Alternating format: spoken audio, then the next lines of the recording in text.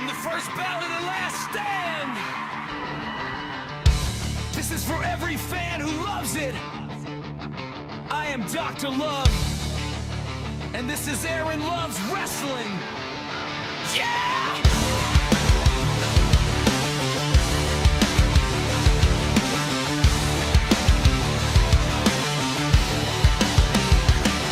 Turn the lights on, hear the crowd ignite. Heartbeat pounds on a Friday night. From the territory days to the modern age, every ring's a war, from every match to every stage. I grew up on legends, I learned to believe in heroes, villains, the blood, and you can see the love I have. It is all on my sleeve, from Dusty Rhodes to Bright Marquee. Wrestling is in my blood, there's no hate in me. Hear the roar when the music hits, goosebumps when the champion appears. Every style, every fight, every ring, one love for the business. I am here to bring the love and the passion in every review.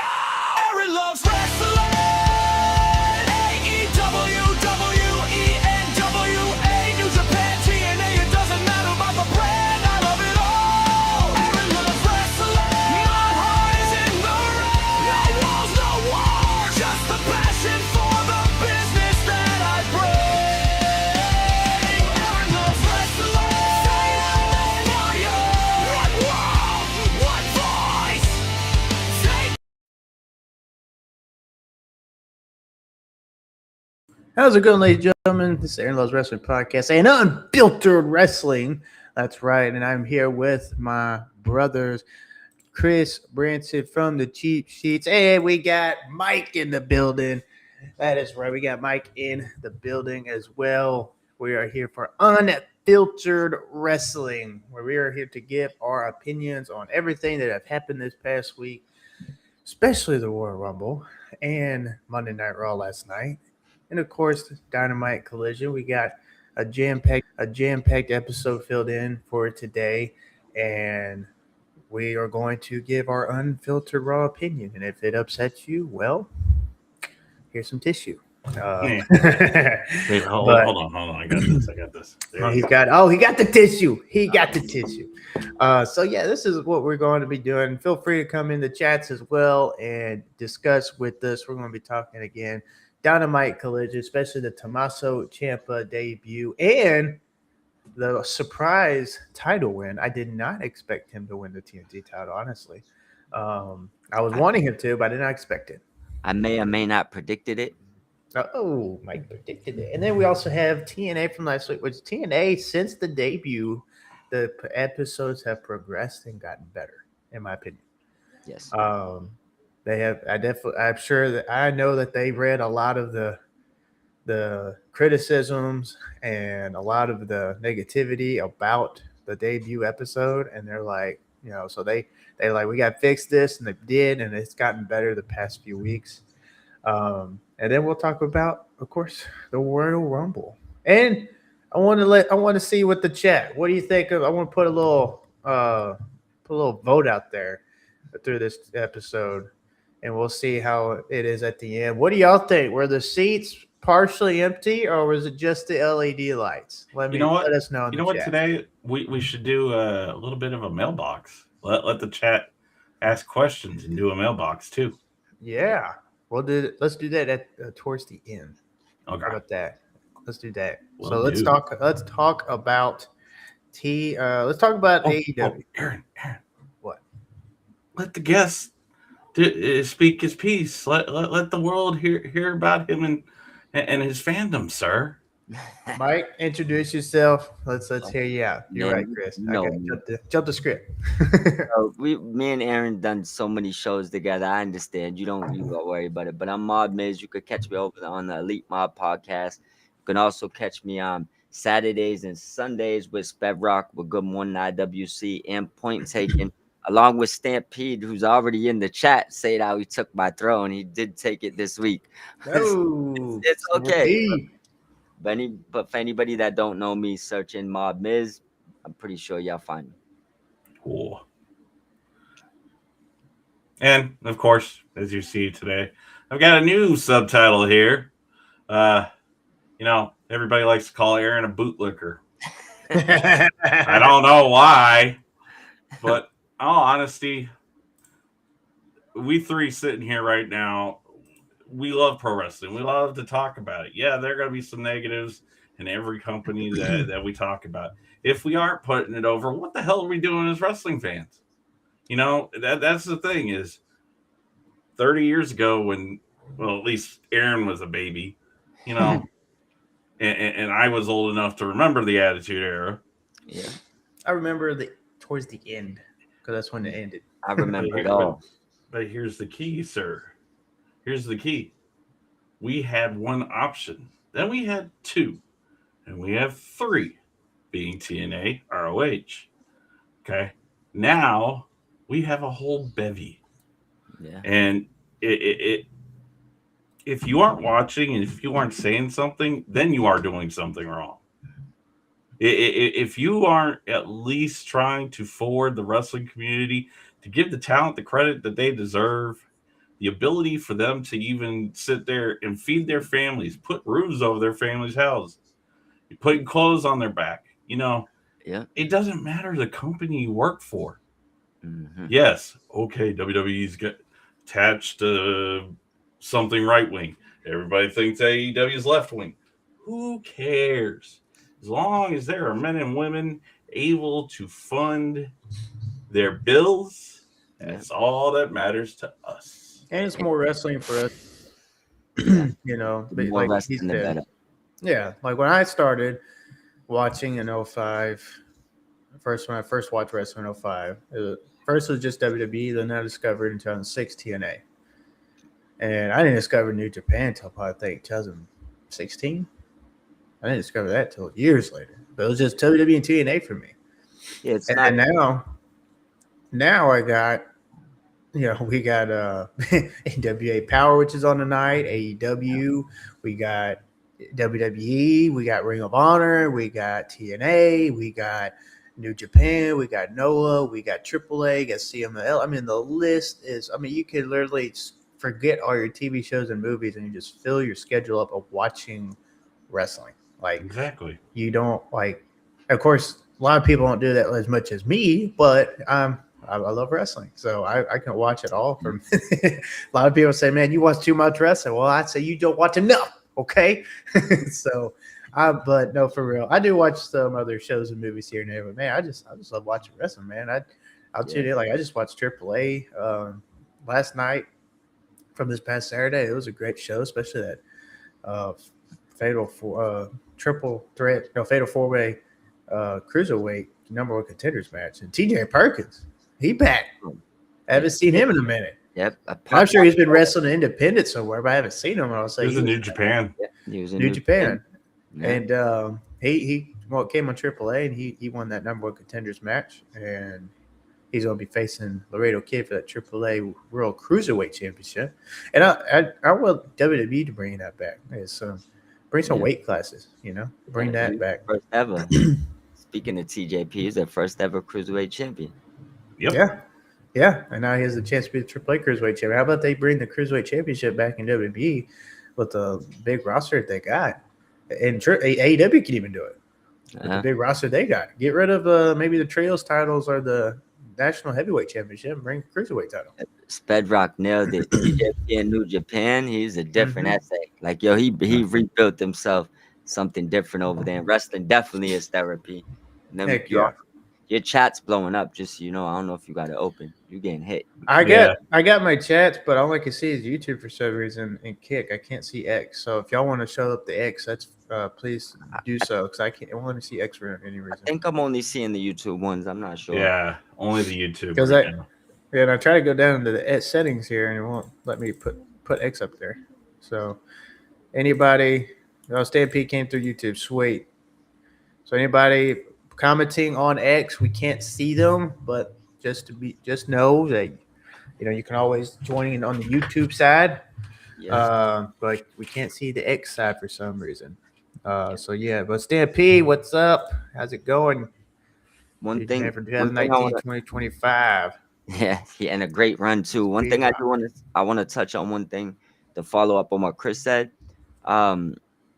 What some of these fans, and I think it's only just like a certain batch of fans don't understand is like, look, we get it if your favorite wrestler is in WWE and you want him to be there because that's your favorite promotion. That doesn't mean that that's the best move for him or his family or her family. Um, if they feel they're being, not utilized the way they want, if they feel like they want to wrestle a little bit more, like probably we'll get into a little bit later, like with Champa, AEW just might fit them a little bit more. For Their other people, powerhouse. yeah, and for the other people, the other side might just fit them a little bit more. And as a fan, you just have to appreciate that and try to enjoy the ride. And if you're a fan of them, it really shouldn't matter the letters behind the wrestling company. Exactly. It's not about the three letters. It's not about the three letters. Nope. Although there's one company I might prefer over the other because of their Yeah. wrestling and their stories and maybe even the wrestlers, Yep. and say vice versa for anybody else. I get criticized all the time because I enjoy AEW more. Well, if you enjoy WWE more power to you. Yep. Okay, I respect that and love that. There's nothing Nothing wrong wrong with with that. that. Even though I Here's might disagree on some things with WWE and what they're doing, it doesn't mean I hate WWE. I've been a WWE fan since '05. HBK here, was my GOAT. He's still my GOAT. here's something for you. Paraphrase the wise author William Shakespeare. All the pro wrestling world is a stage, and we have many stages, gentlemen. Mm-hmm. We do. Many stages. Knockout Brothers are a prime example. They got that contract offer right after Wrestle Kingdom and said, nah, we're good. We love it here. WWE isn't destination no more. It's not. WWE isn't. A lot of people say, oh, welcome to the major leagues. No. WWE isn't the major leagues anymore. I think there's two major leagues. They might be the number one platform, but once again, it's a preference thing. If you want to do, Mm-hmm. this isn't a knock, but if you want to do more of like the promotional stuff and a lot of stuff outside of wrestling and have maybe 7 to 10 minute matches here, that's fine, and work a lot of regular dates doing the same matches over and over throughout the year, whatever you got going on. And I'm not knocking it, and I'm not saying you won't get to bigger feuds, but for some people, I think the 15-20 minute matches, the more open canvas for ones that are just more in tune with the wrestling, they the wrestling's gonna intrigue them more than the other stuff. The glitz and glam is for certain people. Trying to find this comment here. One of my followers on X shared, which I thought was pretty good. Really good comment. And I kind of I agree. Let's see. That's the thing is a lot of these people think that one place is the best for that talent, and it's not. I mean, Tommaso Ciampa. Oh, here it Tommaso is. Ciampa is a perfect example right now as to where the AEW environment is probably best for him to thrive because Mm-hmm. they take a look, and I'm not saying AEW takes uncalculated risks. They take calculated risks with their wrestling. Mm-hmm. They don't necessarily have commercial and corporate overlords that they have to worry about. Beauty of being a privately owned company. Yep. Mhm. Still, That's how WWE used to be. That's why it was so great back in the day. Ever since they started letting in all these sponsors and the corporate stuff, then that's where they kind of toned a lot of things down. so where I'm going with this in regards to Ciampa being the perfect example. Look who walked out with Ciampa after he won the TNT title from Mark Briscoe the other night. His daughter. Yep. Mm-hmm. You know, what I think that is, and we've talked about it the other day through the chat, is the only thing I think AEW misses in regards to potentially being a broader brand and a larger attendance company is house shows. You know, and the same thing, WWE, you got talent that Unreal and other things. I got Even comments about Unreal. AJ Styles said it recently. He misses, and so did Cody Rhodes the other day. He misses the house shows Yeah, because Undertaker emphasized it was important. at a house show, you could do some of the craziest shit in the world. Yep. Yep. You could do comedy and not look like you're embarrassing the boss on air. So Or do something hardcore. And, I mean, that you know. that I think is what kills these companies is Yeah, okay, hey, we focus on the television attendance and the tickets we make as far as the TV. But if you aren't doing shows off camera, then you're not allowing your audience or new eyes to be there in person to go, oh, okay. I mean, years ago, VetTix, great organization. They take care of veterans and giving them tickets to events. Yep. I went to an AEW Dynamite and Collision taping with my daughter. I have to say it's about 2-3 years ago now. Now, mind you, the HEB Center was not exactly full. Okay, this was kind of during AEW's lull period, but still, the quality of work that was on that show. I mean, heck, this is so long ago. FTR was still baby faces, but I digress. It's everybody's going through growing pains, and what works best is getting your product out there off screen just as much as it is on screen, because those times house shows, they are meant to be geared towards the family. Mm-hmm. Yeah. And I would like to, like I said, share this comment from one of my followers, Ryan Keith, TV comic book shows. Go follow him on X. He's a cool guy. He said, "I watch AEW with love. I watch TNA with hope." It's kind of like a poem almost. I watch WWE with respect. With WWE, it's about money. Filling almost has no role, so I watch it differently. Roman, Punk, Jay, Cody are the ones putting butts in seats. A high percentage of WWE fans are not wrestling fans. They're pop culture fans. Type of people that are just like a lot of people's favorite teams. Cowboys. Gonna have to disagree on that. Lakers, Yanks. No, but that's kind of like what WWE is. That's why they get a lot of these celebrities and artists, and they get the big time sponsors, and that's why their wrestling is kind of like toned down. Like they have some good matches. They have some good matches on there, and when they showcase some of the so slower paced matches or those bigger guys, and a lot of people like that. But if you look at it, because I look at last week on Monday Night Raw, and it was Tozawa and Otis in a tag team match.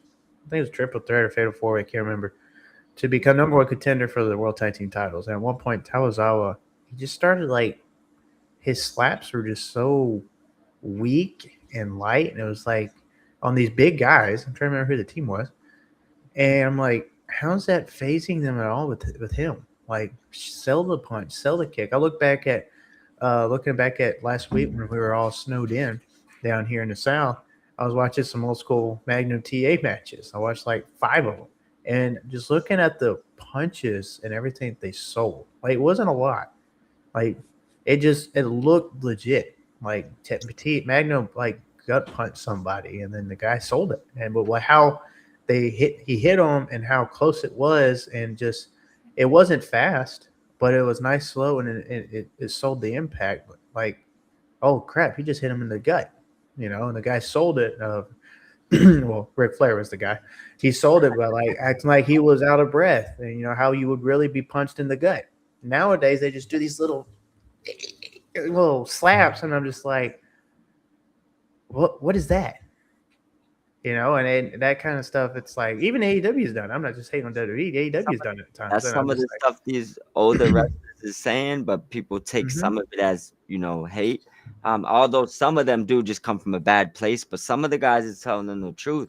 The selling, that's one thing. They might not have been as athletic back then, but the selling, it looked a lot more believable in a lot of instances. And it's my whole thing of Unreal. I watched a few episodes the other night, just 3, and I just of how they have just pulled back the curtain. Even Undertaker said this on his 6 Feet Under podcast. And I know, and us fans, we all, well, most of us, know that's all work. It is a work. Of course. But just like what Undertaker said, when I go to a magician show, I don't want him to come out and just show me how he did all his tricks. I want him to lead the show and let me leave. And how did he do that? How did he pull a helicopter out from underneath stage? How did he have that person's head chopped off? How did he make that car disappear out of the wall? I mean, it's like going to a restaurant, okay, and you're going there because you've heard the reviews and you want to taste the cuisine, and then you either have the chance to be amazed and shocked, or be grossly disappointed by what you get. That's the same in professional wrestling. Yeah. If you let the powers that be in every company do the work, and you book it, you build it, you promote it enough and just right to where, okay, here's our target audience. We're going to this is going to fulfill them. Like we said this weekend, I wasn't thrilled with the Rumble. Wasn't at all. And across the board, I hated the Rumble. But we'll get into that here in a minute. It's sad that we're living off WCW WWF 30 years after both those companies, for lack of a better term, went away. I mean, WWE, be all honest, is a different company than WWF. They're no longer, hey, we're going to pull you from this territory and that territory and show you how to work. It's, hey, we're pulling you off the street. You've got an NIL college background. Let's train you. You did this. You do that. You YouTuber, come on. we're I mean, yes, does WWE and AEW less than WWE? But do these companies use talent that they can homegrown? For a while, yeah. I mean, AEW, before Cody went back to WWE, had the Nightmare Factory. Still has the Dustin Rhodes Academy down in Leander, Texas. Or he still has the Nightmare Factory. It's still up and going. Or Liberty Hill, I believe. It's part of the WWED now. But I mean, still, and I don't got think talent. Cody's ever going back to AEW. But he's got talent that gets signed to both companies. The same thing with Dustin. The same thing with Glenn Jacobs and Dr. Tom in Tennessee. Booker T, perfect example. Kevin Knight, or not Kevin Knight. Who's the guy that was tossed by Keanu Carver last week or 2 weeks ago? Eli Knight. Eli Knight. Oh, okay. I thought about the other day. Eli Knight's been on AEW. That's their version of Kevin Knight. A lot. Kiana James, Thea Hale. A lot of these names have crossed the line, to steal a popular TNA catchphrase. It's just, we can like and dislike wrestling and companies, and at the end of the day, still be like, you know what? Still going to give them a watch, because guess what? No product is perfect. Yeah. That's a fact. Yeah, so let's talk about Dynamite last week. So let's dive in, and then we'll go in a little bit more in these rabbit trails here later. So on Dynamite last week, which it was a great show in my opinion. It was a pretty great show, especially Kenny Omega and Rocky Romero's match was good. Ace Austin against Jon Moxley. And I'm glad Ace Austin finally got on Dynamite. He's been on Collision Ring of Honor, which no really hate on that, but and then Mark Briscoe and El Colon. El Colon has become one of my favorite. Like, I'm starting to love him just a little bit more Bandito right now. That's saying a lot, because I just love clone, Bandito. Sir. Just clone. I'm El Clone. So man, I can't wait for Hologram to come back. We get that feud. Like, that's cool. And then we homegrown right there. Exactly what I just said. Homegrown. Statlander and Tekla, which I honestly thought Tekla was going to win. I loved that match. That was a good match. That shows you the depth. And I gotta say this with FTR and Davis and Doyle. Would Davis and Doyle would have won had not Jake something got injured? I think Davis and Doyle should have won. Even if maybe that was the plan, but when he got injured, because he got injured to mid to late in the match, so I'm gonna say I don't believe they was gonna win, but I think that no, but I think that the Davis and Doyle name to it and their look, both being menaces, I think that was going to gravitate them eventually to be tag champions, and hopefully the injury doesn't affect that. Because I think the fans is really starting to get behind them. It's kind of like that Hobbs and Shaw type of situation, Davis and Doyle, so it just kind of works. Oh yeah. Came out of nowhere too, which is crazy. Stampede said Davis and Doyle were not winning the titles. But I agree. I don't believe they were going to win. And then Andrade and Swerve. Oh, My Andrade is a star. yes. A star. And WWE had him and let him walk again because you know how he's flip flopping. But I think now he's like all in, no pun intended, on AEW right now. And AEW is all in on him because their match their match is on my list of match of the year contender. It is. Yeah. That match last week with Swerve and Andrade was amazing. And here is the great knowledgeable Stampede's grade of 8.5 out of 10. Yeah, I think Andrade, I think you nailed it on the head. I think Andrade left, might have had a little bit of remorse, realizing that AEW, after leaving the Continental Classic, I think he realized AEW was maybe the better fit for him, especially after the breakup. We'll leave that where it's at. I think he realized he's not in the right company. And now I think, like you said, I think he came back and let Tony know, look, I'm all in. This isn't. I think Ciampa said it this week too. I think that's why he got rewarded, and I won't go there yet. But I think some of Andrade said, look, I'm not coming back to go back again. I'm here.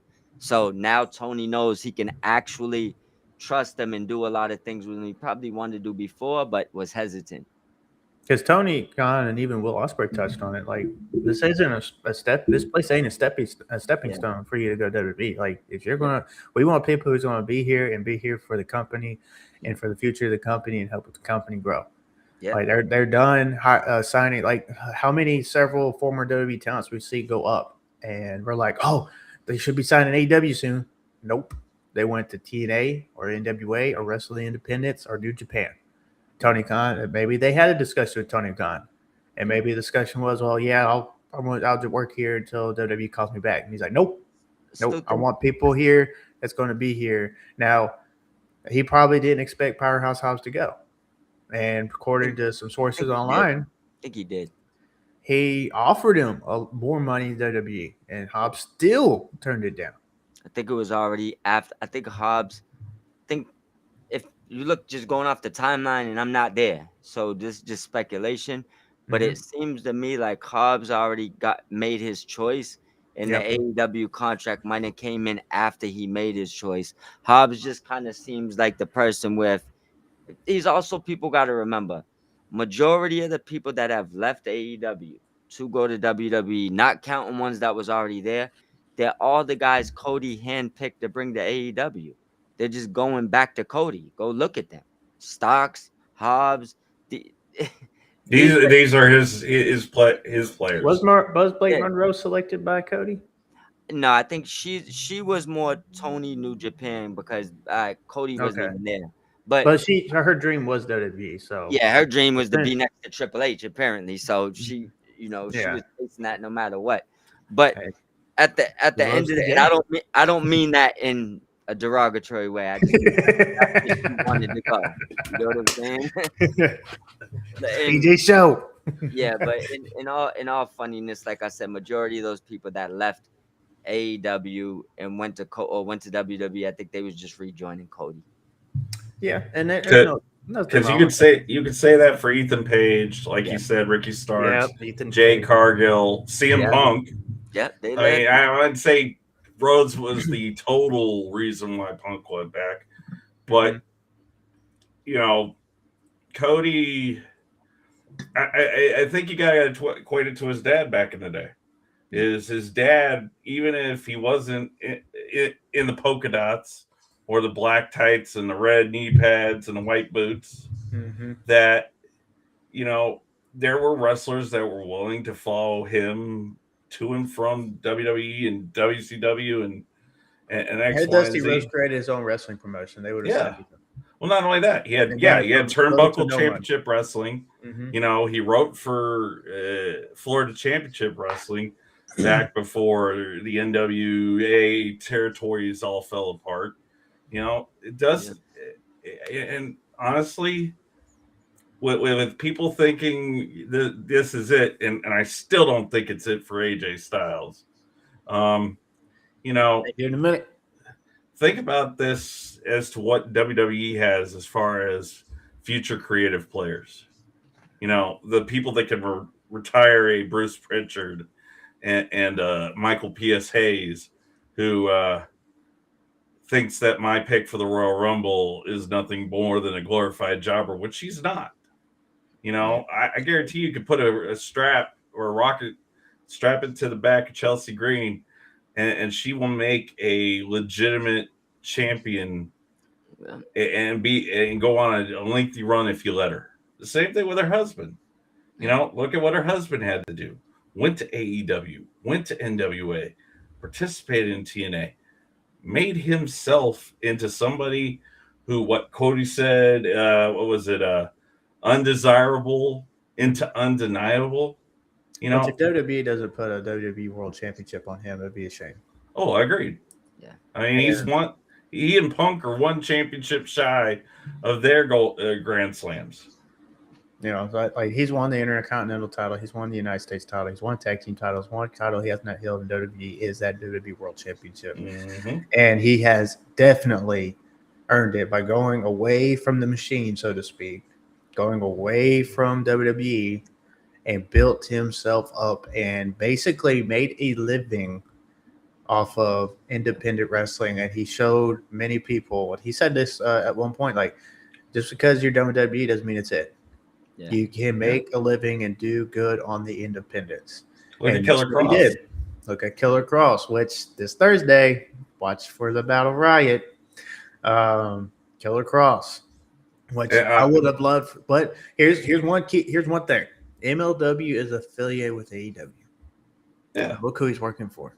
Yeah, he's did matches with AEW talent recently. But one thing I will say about that, I think, and this could just be my thinking, right? I think the fact that I think more recently Scarlett and Cross have been more vocal about maybe, throwing slides or jabs at WWE.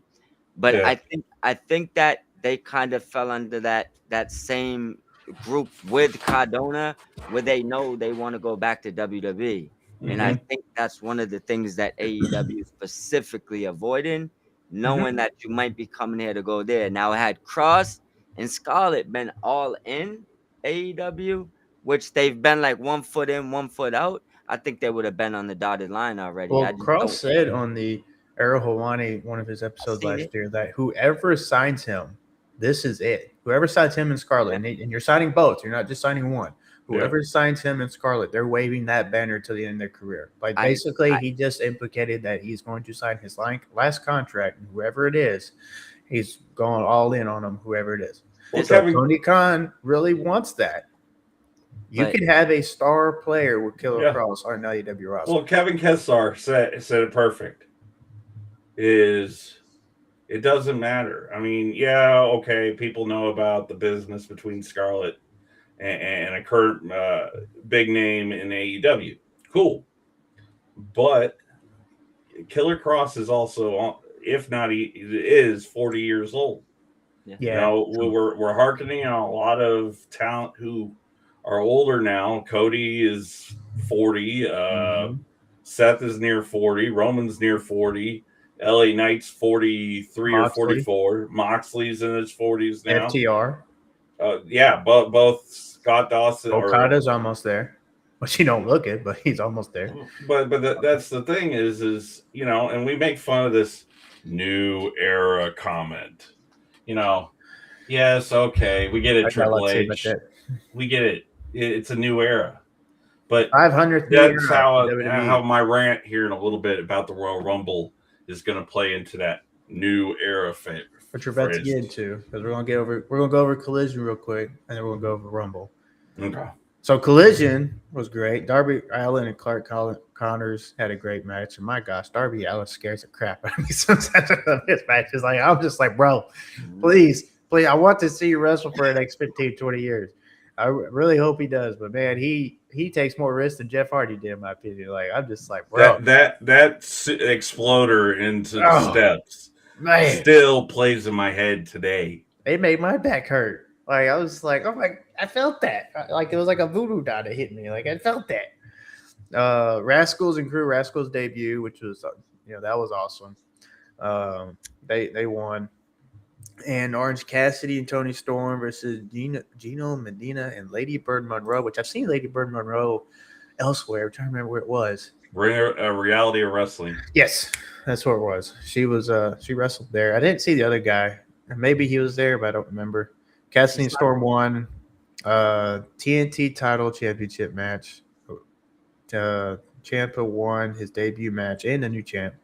Then you had the international championship, which reports are going around, saying something about Okada lost the title or got held up on the flight. So it comes out his bag got lost. This time, it was probably a replica AEW title. It was the deal over it. I was just like just go out there and do it. To me, it just honestly it looked tacky because just go out there with no title and not even make it a title match. Like it didn't even need to be a title match. It was Adam Priest. They had a great match, but heck, you could have not made it a title match, and maybe even put Adam Priest over. He could have won, and then lead it up to maybe next Dynamite Collision. Like, okay, you're in a title match, so let's go. Well, the fact that Adam Priest exists in AEW right now, it really harkens to hard work. You can go on to the Indies, go show your ass off. Mm-hmm. And some people will never get anything other than the popular saying a hot dog and a handshake. Yeah. But it proves something if you go out and work hard and you can go all into all these territories to where undesirable, undeniable, yet again. The fact that you had MJF, not because he was the AEW World Heavyweight Champion, but MJF is, in my opinion, the most successful homegrown talent outside because Hangman Page existed before AEW. MJF, his home was MLW. He had to go through the time when they had a TV deal and they had to sue WWE because WWE blocked him out of a TV deal. So for him to go and say, hey, by the way, here's 2 contracts from AEW, and let's have you on our TV, and let's show the world the talent that you are.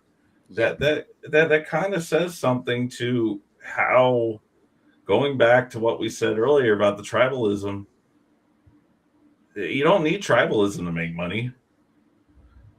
Just let somebody show you why, the reason why they're worth watching on your TV every Wednesday, Friday, Saturday, Sunday, Monday. I don't even know which days we even have anymore that aren't covered by wrestling. Yeah. Nope. It's every day now. Yeah. Everybody has their day. So then at the end we had the Babes of Wrath going up against Sisters of Sin. And I thought, honestly, maybe we should have had a tag title change. We should have had a change. We should have. That would have, even though Tekla didn't win that, and I thought it was coming because Tekla didn't win. I was like, oh, well, maybe Sisters of Sin are going to win. No hold titles, and Tekla get her win, and maybe a Revolution. Looks like they got a new group though. And it looks like maybe Megan Bates coming at that title. Who knows? She might win it. Well, Julia Hart and Sky Blue are well overdue to hold some straps. So yeah. Mm-hmm. They would be great women tag team champions, and I do enjoy Sisters of Sin. They're really good. And I love Babes of Wrath too. They're a great tag team. Although I'm kind of wondering, why do we have these sub names to factions like Triangle of Terror or Triangle of Madness? Yeah, let it be. Don't Sisters of Sin is perfect, even for all 3 girls. Well, I mean, it's like DX. We had the New Age Outlaws, then you had DX. You're either one or you're or. Once you merge, we didn't reference really the outsiders in regards to NWO unless they had to. You were pointing out the history of Kevin Nash and Scott Hall. Star down. Once they were NWO, they were the forefathers, the six grandfathers, if you will, of the NWO on the American side. Now, Masahiro Chono and Scott Norton and a few others from the Japan side might have an issue with what I just said. Mm-hmm. But, ultimately, once you become a part of a fuller faction, you're no longer this, that, and everything else. It's like the Dangerous Alliance. The five members of the Dangerous Alliance, Zabisco, Eaton, Rude, Anderson, and Austin, they never tagged under a sub name. I mean, don't get me wrong, sub names are nice if you're going to separate yourself from the group. But once you're a part of a group, shelve it. If you're the Triangle of Madness, the Triangle of Terror, which somewhere General Adnan and General whatever his name is are probably rolling in their graves that I just said that. Mm-hmm. But that long term short. Oh yeah, and the Sheik. I forgot. Sheik was the other member. I just can't remember his character name for during that time with Slaughter.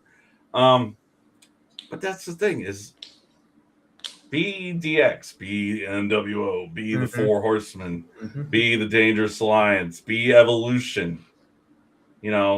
Evolution is so great. I love it. I mean, Evolution's the only legitimate faction in the history of factions right now that I can think of. Stampede could probably check me on this.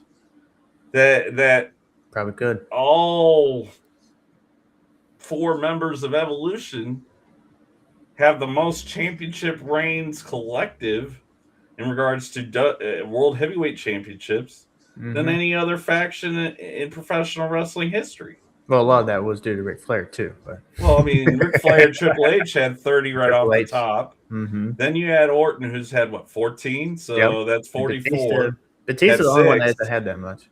Yeah, Batista had 6, so that's 50 world champions between 4 men. Yeah, which is what 12 and a half. And I've heard some people say online. Now that we are getting into the WWE topic about talk about Royal Rumble, some people said online about Triple H. Although I do disagree with him being head of creative, but him as a wrestler, and to say that he wasn't the face. Now I don't say he was the face of the Attitude Era, but he definitely was at least one of the faces of the Ruthless Aggression era because Triple H, and he was a top star and he was a top draw. I know a lot of people were fans of Triple H than Cena. Triple H, in my opinion, back in the day, I mean, he was right there next to Shawn Michaels to me. Shawn Michaels is my guy. Of course, I love Triple H as well. I mean, he made spitting water out of a bottle cool.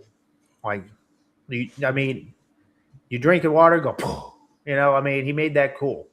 When you go to Saudi and they're calling for you to spit the water, when you go to Australia and they ask you to spit the water, like, that's weird. No, I'm just kidding. But only thing I gotta add in a few things just before we get past the collision. Yeah, first of all, get your thoughts. Tell me, Lady Bird Monroe doesn't sound like a wrestler that's supposed to be beside Timeless Tony, not going against her. Just sounds like it's supposed to be maybe be in the same faction, like the name was created in that time zone. I don't know, but as far as the collision, the obviously I think the number one topic we should hit before we go forward is the champ leaving with the title. Yes. We obviously seen the aftermath, him walking out or walking backstage to a round of applause. Tony, Briscoe. I mean, Ciampa had his daughter. You talked about it earlier off air. The match slapped. He came in after a week before wearing ridiculous T-shirts to coming in, bringing you back to who he was in black and gold, giving you, I think it was close to a 20-minute match, probably a couple minutes short of that, leaving with the title. And I want to say one thing, and this is what I was telling you earlier. I kind of thought he would leave with the title, and this is why. If you look at the interview with Ciampa, he dropped right after it was official he signed, and he told Tony he's not here for a cup of coffee. This is, he basically put all his, sound like he put everything on the table. Like, look at, I've been watching AEW for 3 years. I put everything on the table. He knew that's one of his guys, right? and he rewarded him by giving him the title the first night. And I think the fact that it was Briscoe putting him over, Briscoe might even offered to do this going off of their history. So, I mean, what a way to debut. What a new theme. I mean, it has like the Vikings aura to it when it first starts, and then it goes. Yo, listen. So I'm looking forward to this run, especially with Kyle Fletcher looking like he's gonna be the first opponent. And y'all heard of Peyton Parrish, right? Yeah. Like the beginning of his song, it kind of reminds me of that Viking song he did. Yeah. Like that's like when you mentioned that, like I just thought about that, like Yeah. that. So it's like, man, mention Peyton Parrish can make some AEW things, bro. Yeah. I mean, Mikey WWE Ruckus. things. Shoot, anybody better than Death Rebel right now. Mikey Ruckus right now. He's killing it. Yeah, he's the new era Jim Johnston, to be all honest with you. And I posted up on X last night, especially after Stephanie Valker's entrance. Like, how do you Death Rebel? My gosh. Yeah. Death Rebel Death Rebel sucks. So the funny part is that Bury Me by Chris Egbert wasn't even anything Death Rebel. That was actually her themes in the Indies. What? She bought that theme. She bought to keep it. So they just So they did, in the end they Death Rebel her, and they suck. Yeah. That's what people want to follow me for that. I'm just like, Yeah. okay, whatever. Like Death Rebel theme sucked. The only great theme out of Death Rebel to me was Roman Reigns' first theme. The one after Roman Reigns. You might have like a handful. That's just my opinion. I like the the orchestra one. The I Am Greatness. That was a good one from Death Rebel. Why did they have to? I like the original better. Well, why did you have to play Symphony Number 9 from Anton Dvorak just to go? Okay, we're giving Gunther his theme back instead of this Nazi sounding, I mean, don't get me wrong. Don't get me wrong, but if it ain't broken, don't fix it. It's like Real American. They were trying to Death Rebel Randy Orton's theme, and Randy Orton said no. Well, Randy Orton's got skin in the game. I know, but still, like, why can't we go literally? Like, I mean, Randy, you try to tell Randy Orton, hey, by the way, we're going to change the team. Yeah, call Red Theory. Yeah. What? Yeah. Either you called them to re-edit it, or I'm walking. I'll become all. Think about this for a second.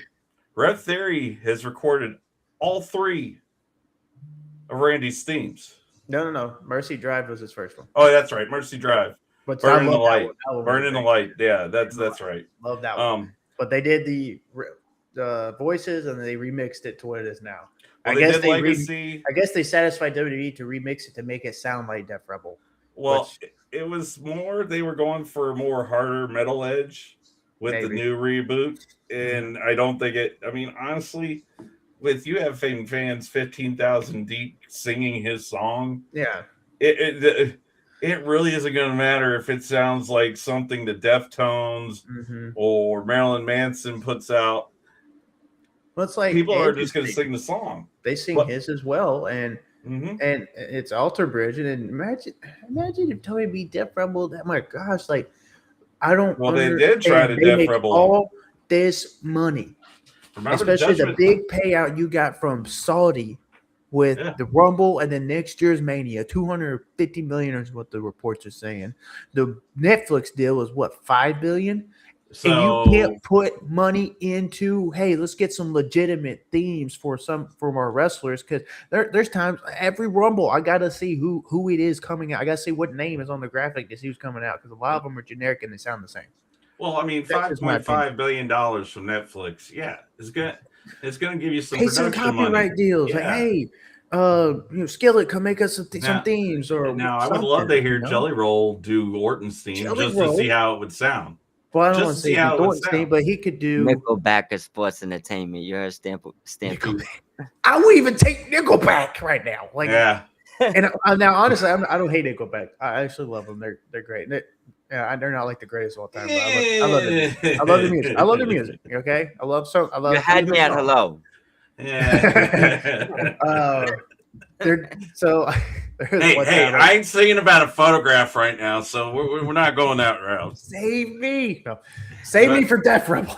But the thing about it is Def Rebel, okay, they're low cost. They can print out music like it's something, and it's saving them dollars and cents from royalty charges. That's all Def Rebel is to WWE, I is know, saving but them from man, royalty charges. especially some of your top stars. Okay, like Romans is fine. You ain't got to mess with Yeah, him. But like some of your top stars that got different, like Braun Breaker, like give him some banger. You know, if you're gonna build him up to this top, I like his theme, like, but you can do better. Like Batista's was Saliva. I walk alone. Like every time I hear that, I'm getting pumped. I want to go hit 300 pounds on the bench. You know, I'm pumped. I'm ready. but But here's your some of here's these your things, answer. like Here's I your just answer to that question. Who was in charge back then when we had Saliva and POD Jim and Johnston.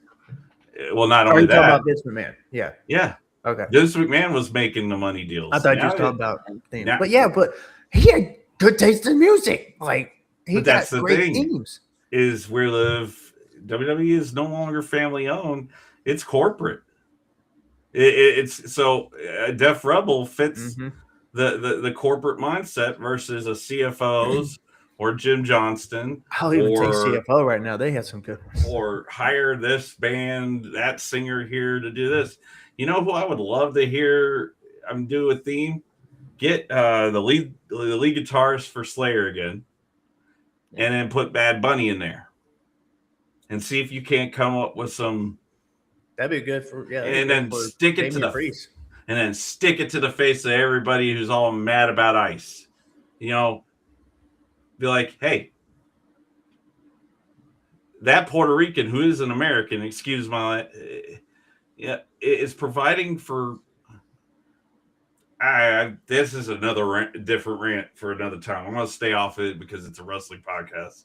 But the thing Yes. about it is, we can have Damian Priest getting guitared out by the lead guitarist of Slayer and sung out by Bad Bunny. You know, Mikey Ruckus, the relationship with West Side Gun. Okay, Yep. and West Side Gun. What is one of West Side Gun's most famous collaborations in professional wrestling history? Anybody know? The Hurt Syndicate. Well, besides the Hurt Syndicate, Um. That's a good John one. Cena. Oh. Oh yeah. He collaborated with John Cena before the time is now. Mm-hmm. He was one of the collaborators. And I believe he even had a hand earlier than that in the Aggression album. Yeah, I'm sure he did with a few teams. So, the thing about it is we can all bitch and moan about Def Rebel till we're blue in the face about how they butcher some and they benefit Oh, they butchered very right. little. But me personally, we're never gonna win We're for not. winning when it comes to talent. That's my opinion. It's just I think WWE's deal with Chris Eggert probably ran out in regards to throwing his song behind Stephanie Valkyrie, and that's what we got. Yeah, Doug, that's right. They don't have to pay royalties. They have enough money to negotiate prosper rights for amount of time. They only pay royalties that they publish on air without having a contract or any rights. That's true. What are your thoughts, Mike? What do you think about these themes in Def Rebel thing? I think they should have been fired Def Rebel like 5-7 Mhm. years. It's been a long time. People I been. think they should be hired. Yeah, I mean, that's a whole nother topic in itself. I'm just saying Sure. at this point you hired them to do a job and that job has not been done good. So No. I don't know how much money you're paying them. I really don't care. I just know that you're not getting your return there other than unless negative engagement is funding the WWE account. I mean, because nobody's talking good about these themes. And I guess that my main thing is this, right? It's one thing when you got to come up with themes and find these properties and do things you want to do. I get that. But when you have something like a Stephanie Vaca and that it's a fire theme entrance, there's no need to touch it.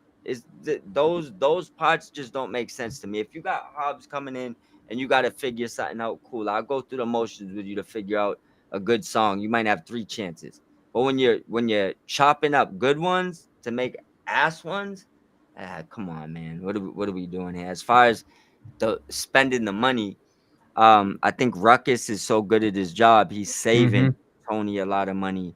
I think WWE right now has someone that sucks at his job. They might want to start think about spending a little bit of money until they figure that out. Yep. One good thought I just had. Lola Vice. Yeah. You know who I think would be great of doing her theme? Oh, Shakira. Just saying. Just saying. you She just could want make. you just want to see 2 women shake. I feel you. No, I'm just saying, like, just the Bring her out with her on the all together. Anyhow, moving on to the Royal Rumble. Since we're on WWE, all right, we talked about what are y'all's thoughts of the crowd? Okay, Mike, we'll begin with you. What is your thoughts of the crowd? The whole crowd controversy. At the women's Rumble, at least it was empty. In All the right, women's I Rumble, at least it was empty. There's no justifying or trying to Yeah. convince me there was anybody in the crowd, but it started piling up towards the end. Yeah, well, the women's rumble and it, not the match itself. I get the money. They're getting the money to go there, so I know that that's their reason for being there. But here's my thing. It seems to me like the people there in the audience didn't care about the women's rumble. It Mhm. seems to me that they're over pushing these women to come in with ridiculous head to toe suits, which some of them was just like, come on, man, who created them? So some of them was bad. And then the other part is like the men's rumble looked like the crowd was there and they're all running around with no clothes on. It's like, so why are we like, I just don't understand the stipulations and stuff. It's a little weird to me. It's the religion, No, and no, I get it. I over get there, women are really are property. They're not. So, No, I know. as That's why I don't like it. That's why I don't as like it. as somebody keep who's them been off to the that park. part of the world, I mean, yeah, they're very hardline about women showing anything below Yeah. the neck or above the ankle. I I'm And- surprised they're allowed them to wear makeup and all the other stuff they Look, wear. I know, but I understand. But my thing is, like Chris just said, is why not just Thanks, give Dickie. them? They obviously want an all men show. Give them an all men show. Yeah, Like There's- I feel like the women had to do too much to be on this card. You could see some of them were uncomfortable in what they're wearing. you're So not going to change their views. You're not. I'm not. We're not asking them to change our views. It's Yeah. No, I'm talking about saying- WWE. They're not Yeah. going to change their views on women. They 100 tried. They They tried. tried. But they're not. This was Yeah. the compromise. Yeah, And it and has then been a that's the thing. compromise. We're over here in certain thought process. They're Mhm. over there. Mhm. Instead of making it awkward, especially I could imagine for some of these women going out there, it's probably extremely awkward, right? Oh yeah. Just there's no need for it. I mean, you could have just did the men's rumble, kept the women off it, because I just think that it just came off more awkward, and the crowd being empty specifically for the women, it sucked. It sucked for them. Yeah, especially when Brie came out, bro. Like, Yeah, Stampede I would- over here. and her theme, my gosh, her theme. And I think her theme was even done by CFO, but her theme is Yeah, hers was CFOs. Like, and when I heard it, and a lot of people are now going online. Even Bully Ray, he even said it. Daniel Bryan is not far behind. I was like, bro. It could be. I mean, mate, I don't know. I don't think so. Especially after what he said late last year about WWE, that's a parody of wrestling. Like, I don't know. I think Bryan Danielson's going to stay with AEW for the rest. Ultimate of his Warrior said worse things about WWE, Yeah. and he got inducted into the Hall of Fame. I think So Well, even CM Punk, and look where he's at. I think if you keep looking at, if you look at just Bryan Danielson's been quiet. If you look Yeah. at Brie Bella's comments ever since Nikki walked into that, it's almost like I can guarantee you in that household she's been in his ear about we're going back to WWE. That's Mhm. why they never ended up in AEW. That's why after Nikki got there, Brie was even ranting about things that don't make sense, like she can't be in WWE and her husband's in AEW, when that logically we know isn't true because there's married couples that. And so what was she really saying? She don't want to be in WWE without you. So that's his wife. I could imagine the behind the scenes. This isn't a Bryan Danielson going back because he wants to. I believe if Bryan Danielson goes back, he's doing what his household wants. That's what I would say. Yeah. Either he's coaching, he's running creative, Yep. or I don't think you'll ever see Brian Danielson, the American Dragon, outside of an authority role or creative role if he does go back to WWE. Yeah. And honestly, that's for him and Punk and whoever to replace Shawn Michaels and Matt Bloom down there in NXT. That There's also, and we do need a write off. We do need a write off of Miz and Daniel Bryan. remember this too though. Remember who's the last guy that actually made the call to fire CM Punk? Daniel Bryan. Yeah. So I think there's a lot Or of Bryan bridges. Danielson. Yeah, there's a lot of bridges the hurdle here, and I do believe if he goes back to WWE, he's also probably leaving money on the table because I think that AEW would pay him more just to hang around Tony than Khan WWE would give him. Tony Khan will give him a blank check. Oh yeah. I think that's why Jericho hasn't left the page yet. We'll talk about that because we're on that Rumble topic. That's all I'm saying. So, Well, as Mike, hold on one second. Just as Mike said it, Bryan Danielson's a blank check wrestler. Yeah. mm-hmm. You know, or excuse me, as Aaron just said, he's a blank check wrestler. Same thing with CM Punk. Same thing with Kenny Omega. Same thing with enter wrestler here that has made his mark over the last 20 years in professional wrestling. Yeah. He at a certain point, you will no longer become the B plus player, or no longer are the B plus player. You're the A show, A list quality talent that deserves to be given all the money because you're the one putting the asses in the seats. Yeah. Excuse my language again, you know. But yeah, no, it's just a lot of people don't get that. You can go to AEW, you can go to WWE.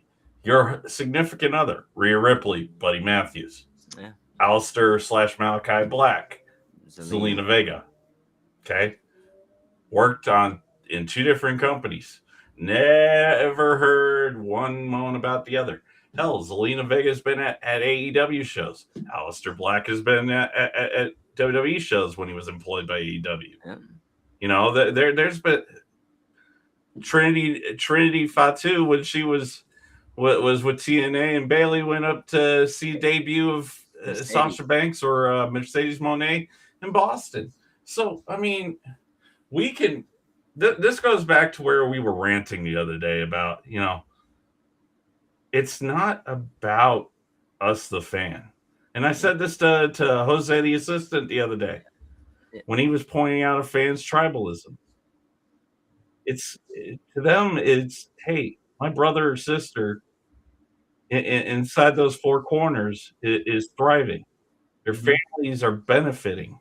You know, that goes to say that it doesn't matter where you wrestle as long as you get a chance to wrestle and put it in the bank. Yeah.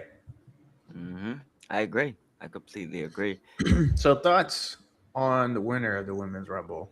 What are your thoughts on that? I got no bad thoughts about that. I like the winner, and I like the Raquel dynamic, how she threw out, because I think that with Raquel working big, shout out to Spevrock. He said this on Good Morning IWC this week, I believe.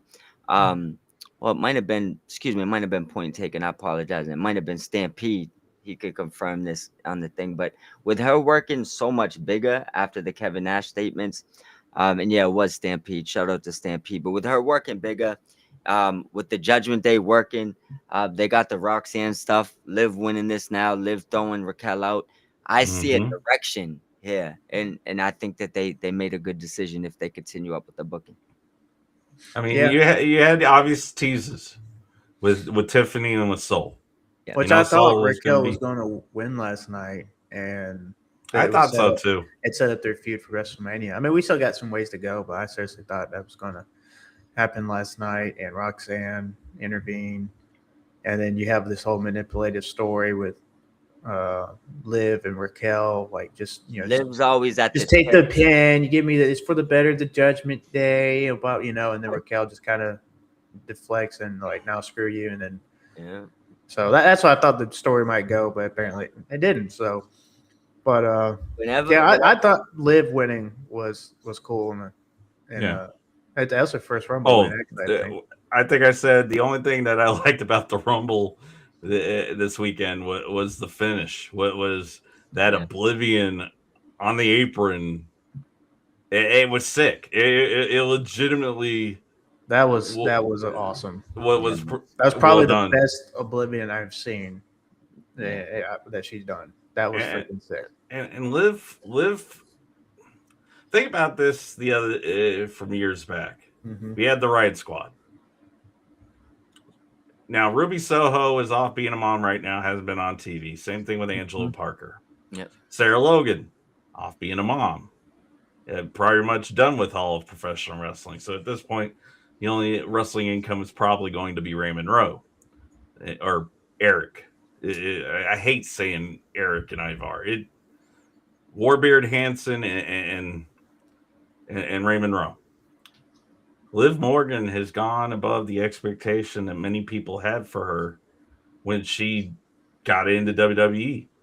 I mean, the woman is shy the Intercontinental and the United States Championships, but she's been Crown Jewel winner, Royal Rumble winner, Money in the Bank winner, has won both the WWE Women's and Women's World Championships. I mean, Liv Morgan proves that some no-name Jersey girl went and made something of herself. Same thing with other no-name Jersey girls that did. AJ Lee, when it's all written, said, and done, when Liv is done with wrestling, Mm-hmm. she's gonna have her own chapter. Oh She's yeah. gonna be the one of the ones that when they write a book about her, hey, she started from nothing and here she is at the top of her game. Whether she's in this company, that company, that it was worth the decision to let her go over. Yeah. Yeah. You absolutely. You see the last comment by Stampede. What you gonna do, brother?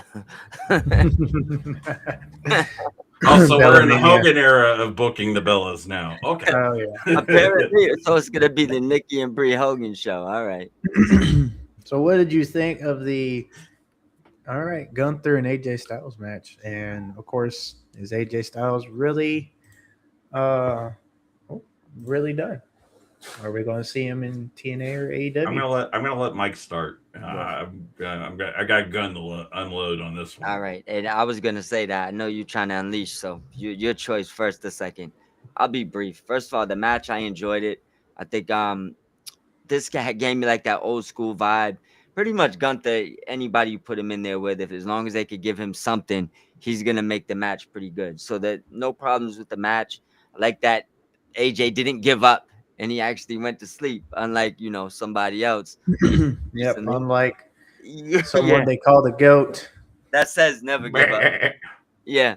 And as far as AJ, here's a few things. There could be two things going on. And I mean, none of this could be true. It could completely all be a work. But right now, I look at it like this. If he really told them that's his last match, in-ring match, it's weird that he worded it his retirement of WWE in his interview, but that could be a seed to play with people's minds, right? Mhm. So factor that in. But with him saying that, with him then taking the gloves off, actually putting the gloves back on, throwing it up one more time, I doubt that he would tell them he's retiring, not tell them he's doing that part. Because if that was true, I absolutely plan on seeing him somewhere else. I'm Mhm. not gonna buy into that though, right? Mhm. But let's lean into that topic and say it is true. Triple H and Rosenberg looked like they could have tried to get ahead of a story and maybe make AJ look like he's not a liar and he lied. He said he wasn't wrestling no more. Oh, he wrestled because Triple H has done this with a few wrestlers recently that have walked out the door. So it's definitely Yeah. possible. But with that being said, I'm leaning towards AJ probably re-signing something with the WWE. Maybe doing something with TNA. I don't plan on AJ leaving, and if what I'm thinking is correct, he could have another match or two in WWE, which is why he Mhm. put the gloves back on. I just don't think that he would, after all the good that he said and done for WWE recently, something would have to go terribly wrong behind scenes for him to tell you, no, I'm done. Go out there, lie to your face, put the gloves back on, and then walk out the back door with a middle finger. I Mhm. I just don't know if that's possible. If it is, maybe his loyalty has been with AEW the whole time, and it's like, all right, I'm going to see my boys. F y'all. That's a stretch, though. That's like a Yeah. real big stretch. That's like I would say that's like an 8% chance of happening. Yeah, and I would say friend wise, he has more friends in that company. Probably Although there are many more dream matches over there than TNA. 100%. Yeah. Kenny Omega, Yeah. Swerve, MJF, In all Will honesty, Ospreay, just Osprey, Alone. Omega, Yeah. the last dance with Hangman him and Adam Omega. Page. But I would stick to 3 people you just mentioned: Osprey, MJF, and Omega. Osprey and AJ, I don't think has ever happened. If it has, I don't. Someone remember. said it happened years ago. Like Will Ospreay was like a rookie or something. But I have to Maybe search possible. that. we need a last dance between the best bout machine and the greatest of a generation. That's for sure. They Mhm. also picked up Bullet Club. And then MJF, I hate to say it this way, and it sounded more like it day in, day out, especially with his last title match against Bandito, was some of the strutting and the moving that MJF was doing. He's resembling a modern Ric Flair. Yeah, he Not doesn't yet. have 16 world championships, Not yet. but he's playing up how Flair played up himself in a match. Mhm. Now, with AJ, with that match, I was not a fan of it. Not a fan of the finish, at least. It was a great match. I don't disagree with the rating that that Stampede put. I think, what was it, 8.45 out of 10? Yeah, 8.35 out of 10. Okay. And we talked about the finish this weekend as well, about how camera shots were playing into certain things as far as fan cameras, hard cameras, everything else. That AJ's hand should have been a lot closer to the ring or to the ring rope when he was fading out. Why do I say this? Because then what if Dan Engler lifts AJ's hands, AJ's fingers grace the rope, and yet you still called him out? There you go. You could have given. What was the match? And it escapes me right now. There was a finish to where it made it very questionable as to how the match went, but ultimately it was still the rest decision. I can't remember I know it was in WWE. I think it may have been NXT. I remember what you're talking about too. I believe it was for one of the heavyweight titles. And Yeah. they had to, I forgot what I think it is NXT. Who it is, someone have to pull out the search. But and they had to run it back to really define who it may have been Trick Williams. I believe Trick Williams was one of the participants in said match. Was it the trip? Was it maybe the trip? It wasn't a triple threat, was it? Which match you're talking about? I don't think it was the triple. I don't think it was Stand and Deliver. I think it may have been the last one. Yeah, there it is. AJ faced Ospreay Red Pro back 2015. Right around when I think probably Ospreay just got into it. Yep, we can play that back though. But with Gunther, I think this whole career killer thing, because look at what the Legend Killer gimmick did for Randy Orton. It solidified him as a rookie. Yeah. But Gunther, Walter Gunther, whatever you want to call him, is not a rookie. Okay, hey, he took out Goldberg. He took out Cena. look at the names that Randy RKO'd or punted. You know, I would say that's more of a who's who than what Gunther's done. And that's not to sit there and crap on John Cena. It's just I wasn't a fan of this whole career killer thing because then you could sit there and later on go, oh, hey, all he did was collect scalps. That's all he did was collect scalps. And the aces of 2 or 3 companies, okay, he retired. What is he going to go over to AEW and retire Kenny Omega? I mean, that wouldn't make sense to me. And it's I don't disagree with Doug. I'm nitpicking a little. I'm a homer for AJ. That's probably the part of the reason why I left with a sour taste in that match. Mm-hmm. But there's a lot more left in the gun in regards to AJ and WWE, or AJ and TNA, or AJ and AEW. For that to be the ultimate finale. I mean, the way they did that ending with the gloves. You know, Undertaker did it against Reigns. And that's the last time we should have seen the Undertaker was 33. We ended up with AJ teasing it. And I'm not against teasing the end.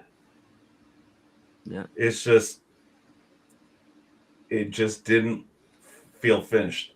Now, playing off of Raw and what happened with Gunther and AJ's most recent tag partner,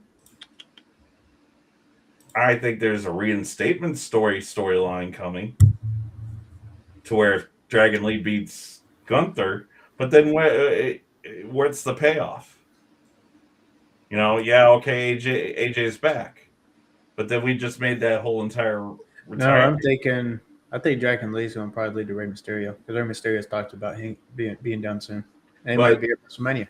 Well, Gunther, I mean, with what happened the last year or so with Rey, maybe Gunther rolls through Dragon Lee and Penta and all the other luchas, and Ray's like, "All right, I'm tired of your crap." And then that's one way to look at it. And then Gunther's like, "I won't wrestle you two, put your career on the line." And then Ray's like, "All right, screw it, I'll do it." Or Rey Mysterio's like, "All right, screw it, I'll do it." And then that's how we'll have it in at WrestleMania. Maybe. But as far as Gunther is concerned, he has now made himself into more of the moment kind of like Brock is. Now you have to make his feuds matter. They have to count. They have to seem box office, i.e. Roman Reigns and CM Punk, because now you've put him at such a high pedestal with what he's done lately. Like I said, I did not feel good about the finish of AJ and Gunther this weekend. What was yours, Mike? As far as what? The AJ Gunther match. I threw mine earlier. Yeah. I had no problem with the match. Okay. I enjoyed everything. I just a little confused on what they're doing with the end or what they're playing into, because it can only be two things. Either he's walking out the door. I feel like they're working everybody with all these things they're throwing out there, but I guess we'll see how that goes. But the match, I mean, I enjoyed it. I think it was one of the more enjoyable matches of the night for me. We'll get into the Sammy one. A decent match, but just not a fan of what he has going on in the regular Rumble. But this was probably one of my more enjoyable matches of the night. I mean, don't get me wrong. The body of the match is great. Yeah. Yeah, but and I finish enjoyed just was sour to me. I enjoyed the match, and I liked the finish because he choked him out, and that's how I think Cena should have been.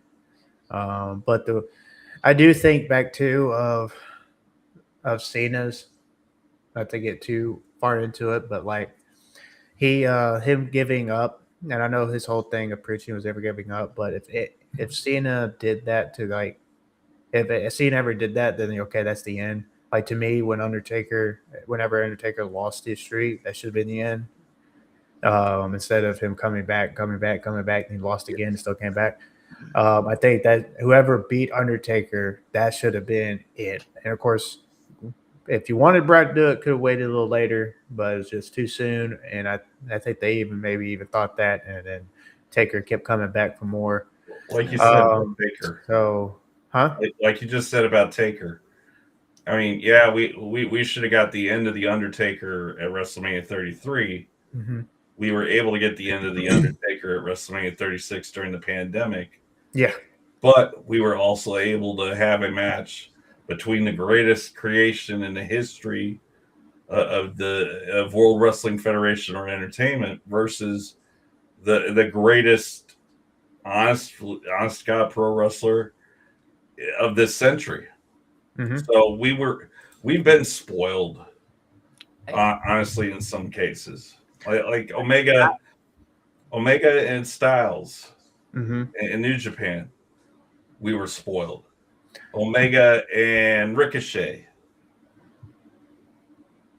So moving on now to the Ricochet. My bad. WWE Championship. Eric, before you go forward, I just want to say one thing.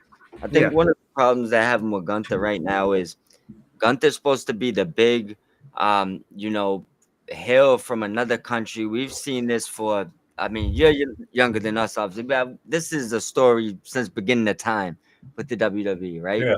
I think one of the problems they're having with Gunther, I think they missed the ball 2-3 times to make him that person. I think they had the opportunity now where they're at.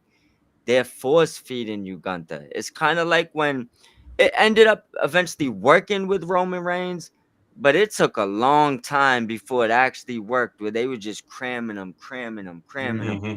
He's the good guy getting booed. You know what I'm saying? So they just force feeding. I think that they got there with Gunther, and they're force feeding. It's like you shouldn't need him to, retire Cena or retire AJ or even need retirement stories to make him the big bad wolf. Like, just do it, Now, with what Alt just said, like I said, he may think it's demotion, but I think AJ, or excuse me, Dragon Lee and Gunther play into this AJ moment.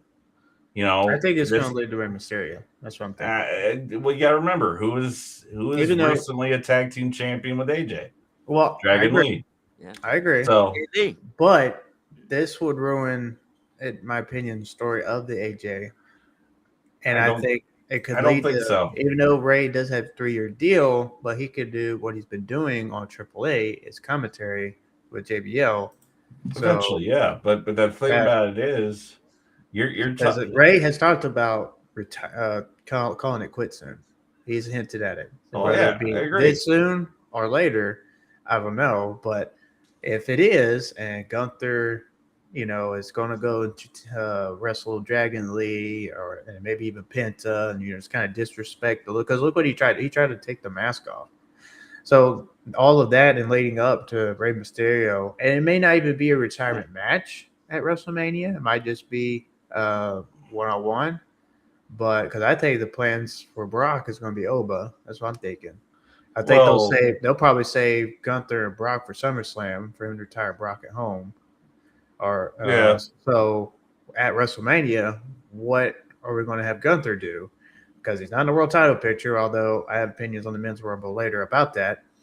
I like this could lead up to Rey Mysterio and Gunther match storyline wise, whether it's retirement or not. Although in my opinion, if you're going to have a face legend soon to retire, it should be like the I don't think you're going to get a Gunther Ray match maybe this year, but the person that should retire Ray is Dom. Mm-hmm. Flat out. It should be Dom. It should be Dom receiving the mask from Ray when the match is done. And let Dom go from either being uber heel or uber babyface and how he responds to the end of that match. But I don't think Gunther will take Rey Mysterio out. I think like you said, we're waiting till August for night one of WrestleMania because you know that's going to be the night one main event at WrestleMania is Brock Lesnar and Gunther. SummerSlam.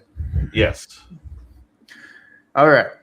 The WWE Championship match with Drew and Sammy. I don't know. It was a good match. I thought Drew retaining was good. I didn't think Sammy was going to win at all. Just WWE using Sammy as hyping everyone up for the match and then giving that strong baby face. And then for Drew and the way his face after the match just looked so sinister. Like, I love his expression after the match, the way he just sold, the heel work and everything. So I thought Drew and Sammy, it was a good match. I think it was just kind of a filler, kind of gets to the Rumble, honestly.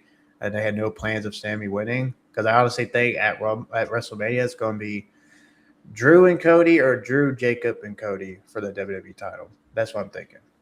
Yeah. I mean, I don't think you're far off from who the eventual winner of the Elimination Chamber is going to be in February. Have a good one, Doug. God bless you. But that's the thing is you've got Sammy who never lost in Saudi versus Drew who's never lost to Sammy. Would it have hurt Drew necessarily to have dropped for the month, go into Elimination Chamber in Chicago and beat Sammy again for that championship? No. But a lot of that night felt very heelish in how all the finishes went. Because if you look at it, pretty much every heel won. Well, I mean, we got to call Roman a tweener because he gets heel heat, he gets baby face. Well, right now he's going up against Punk.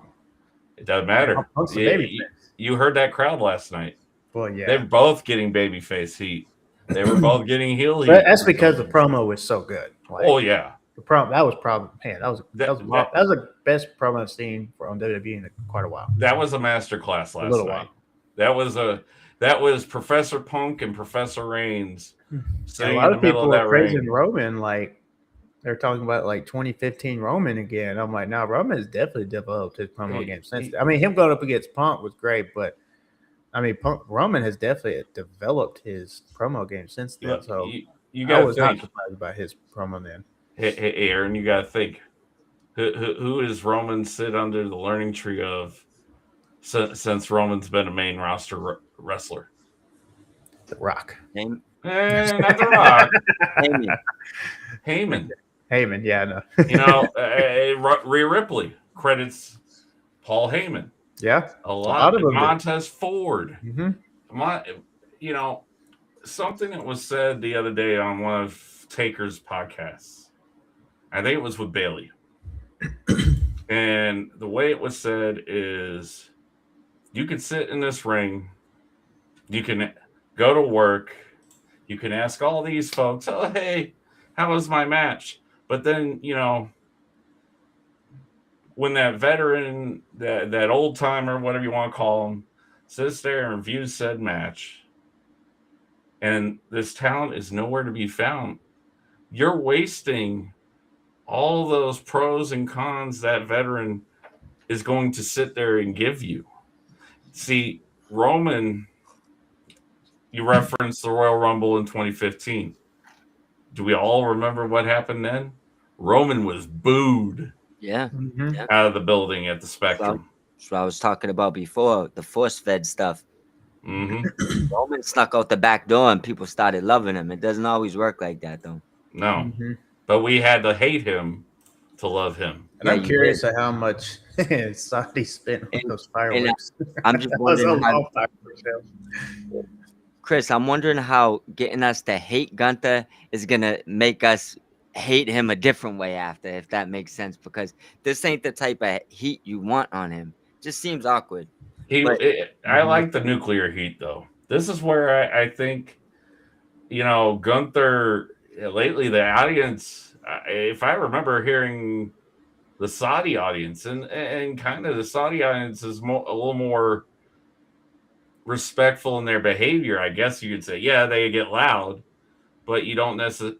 You were hearing Gunther getting "fu," and after last night when Dragon Lee, when that whole segment went down, you could hear the Philly crowd telling Good Gunther heel "fu." heat. I And mean, that's Philly for you. They look don't at hold back. Dom. Look at Dom. Yeah, and We went from nuclear heat Mm-hmm. to now he gets cheered as much as he gets booed. yeah. He's stuck. He's a tweener now. This doesn't like you could be a heel. They're still gonna cheer you. But Like And that's the thing with nowadays. Like something Mike asked just a second ago, Aaron, about how do you get Gunther the crowd to hate Gunther more. Part of it was Saturday and back in December.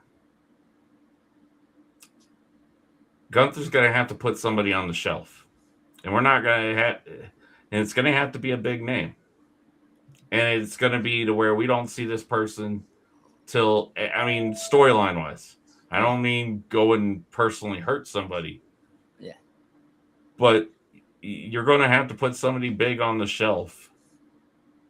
And that's the way you make Gunther a Godzilla-sized heel.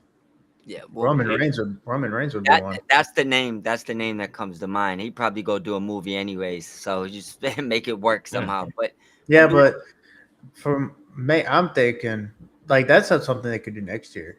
Like build this up. Roman wins the title.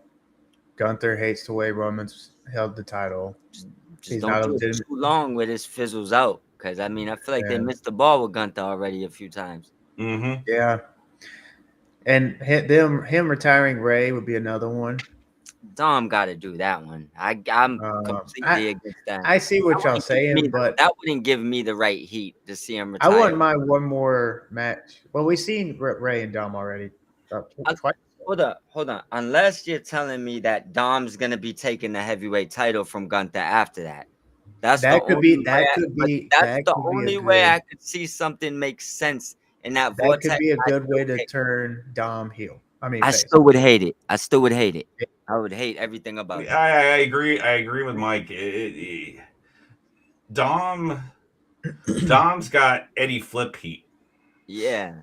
As to where he can flip it from say AAA to Raw to where he gets babyface love down in AAA, but Eddie was famous for being able to have a crowd. I think one of the very few wrestlers in history that he could walk in and get cheered by the end of the night.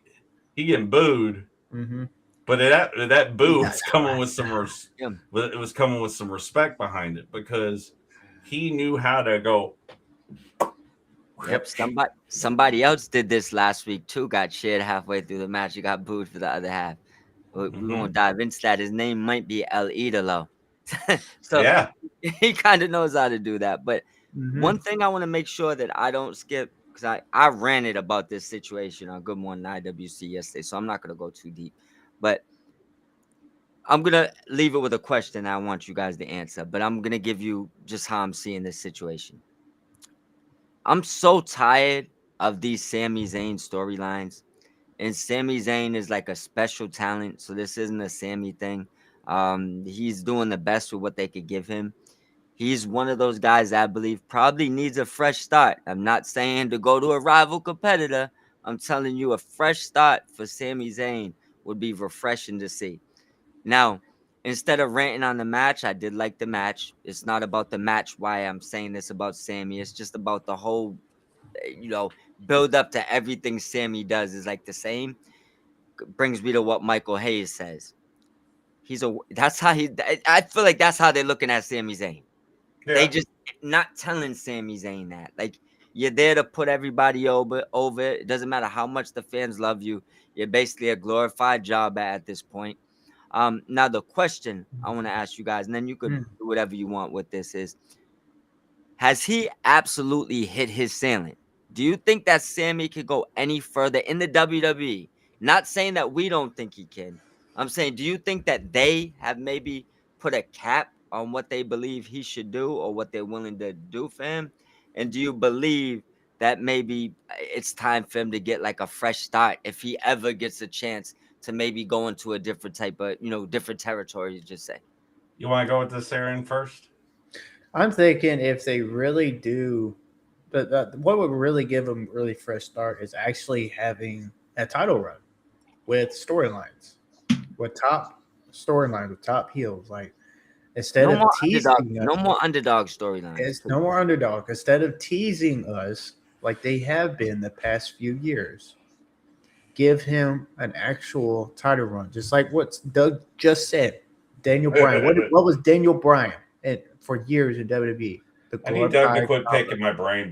By the way, And That- then at WrestleMania 30, or after the Rumble, when who won the Rumble that year? I can't remember. Was it Batista?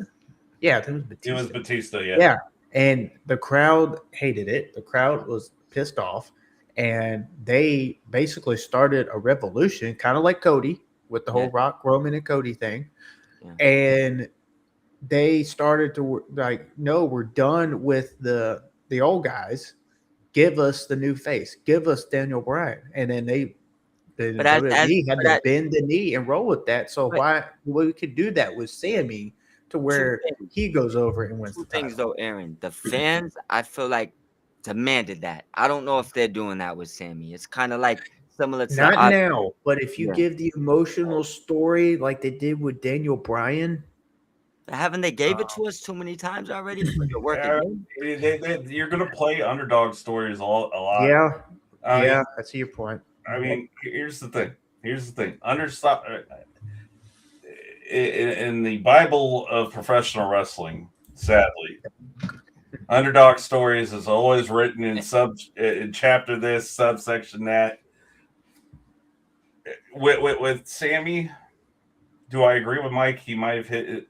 There might have been a hit of the ceiling with Sammy, yes, because at a certain point, you losing to Drew, Now, mind you, Sammy took Gunther's undefeated main roster streak. Mm-hmm. Oh, but if he's losing to Drew the way he did, if he got the crap beat out of him by Roman Reigns like he did at Elimination Chamber in 2023, Yeah. I mean, I get it that you want to make Sammy the biggest baby face of the moment when you decide to frock him with the WWE Championship or the World Heavyweight Championship, but you're losing momentum from being able to do so by the year because Sammy, for as grizzled and physically long in the tooth that he is so far, there's not. You gotta either pull the trigger or tell Sammy, hey, you're never gonna hold it. The best you've had was the NXT title. Like they pretty much told him, like, you're a glorified jobber. Or not putting the title. Yeah, I think they like Sammy too much to maybe. I don't know. I don't want to turn this into a tribalism thing, but I think the reason why that quote got put on Chelsea Green was because a week prior she said, "Yeah, if someone gets fired, I got contacts for AEW, TNA." I don't think that was liked upstairs. So I feel like Michael Hayes kind of just threw something on Chelsea that he probably never would have said if she didn't co-sign AEW a week before. That's just kind of outside looking in. But that's I do the thing believe, about WWE is it can be so petty. Like you're not the only company yeah. to wrestle for. Like if you want someone to stay in your company, then push them. Stop using them. Like they could job for a while, but push them. Just like why Ciampa left. Ciampa got tired of it. Ciampa got tired of being the jobber. Ciampa got tired of losing all the time. When you just pushed him at NXT Black and Gold. But NXT versus main roster is a different animal. Aaron, though, you pulled the nail out, and I'll say this last thing about this, and then I want to hear what you guys want to say. You nailed the hammer in. I think that the difference between Tommaso Ciampa and Sami Zayn, and this is why I asked that question, I think they was in the same exact position. I think that they're a great hand in the WWE side. They're always gonna be there from this point on. Doesn't mean a miracle can't happen where the fans demand something. You're there to put somebody over. And not saying that Ciampa didn't want to do that, but he at least wants to get in good wrestling matches and enjoy himself. It's his last run. I think Sami Zayn might have, maybe not saying he agrees with re-signing and being there now, but I think he might be a little content not doing more. But I think that he's another guy that could have walked into another one of these companies and been a big deal for 3 to 5 years versus what he's relegated to doing. Yeah. I mean, we know Sammy is a Paul Levesque guy. Yeah. Yeah. I mean, day one He's not going NXT, anywhere. day one NXT, Paul Levesque guy. Yeah. Same thing with Kevin Owens. They're best friends. They're best friends of the Bucks. Yep. But you- Doesn't mean Have you they're noticed leaving. That's crazy, right? Haven't you Look, noticed still a lot of quote unquote Paul Levesque guys, except for the women, by the way? But Haven't you noticed a lot of them have from the NXT Black and Gold are still being treated like Vince McMahon owns the company? Oh yeah.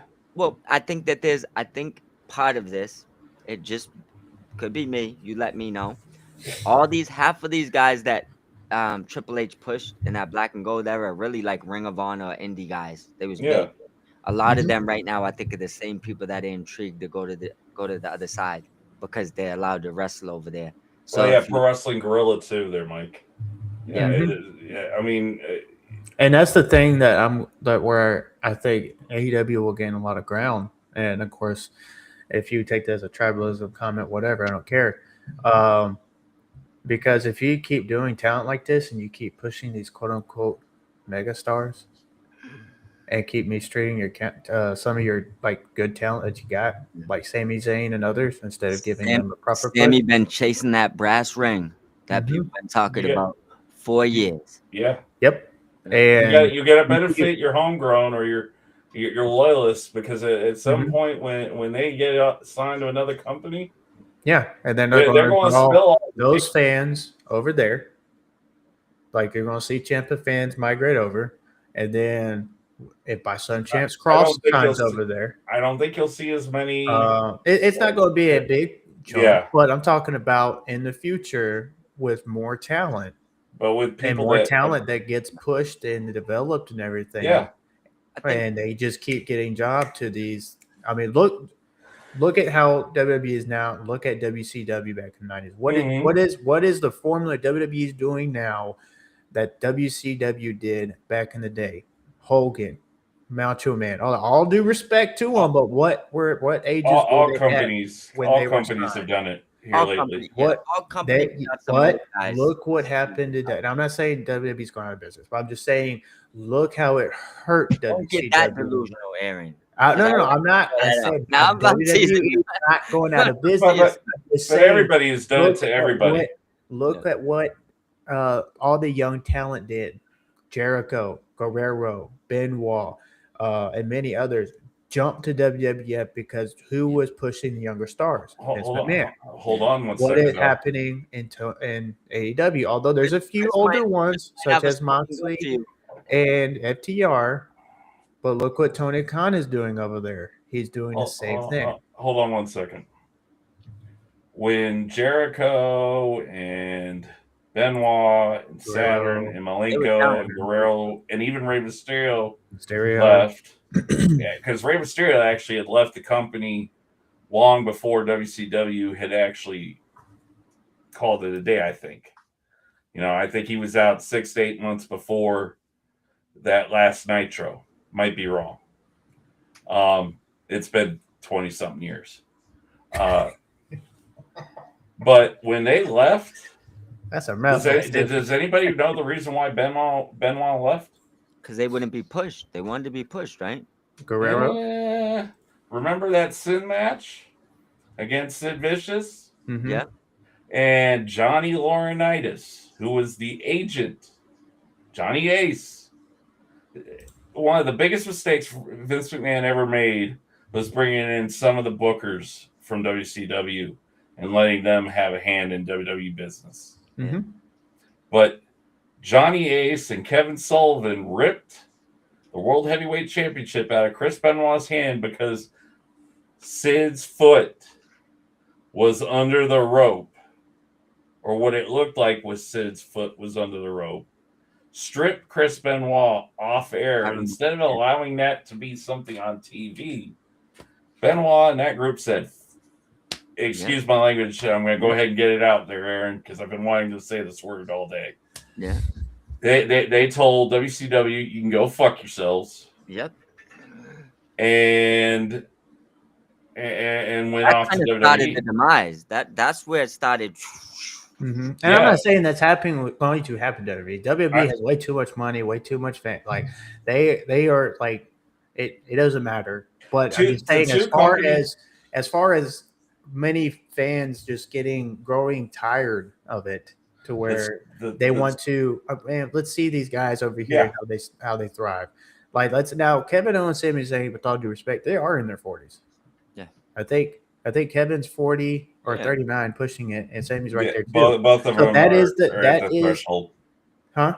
Both of them are at the threshold of 40. Yeah, so that there is the I wouldn't say downfall, but like, okay, well, if they go over there, well, now you're just pushing old guys again.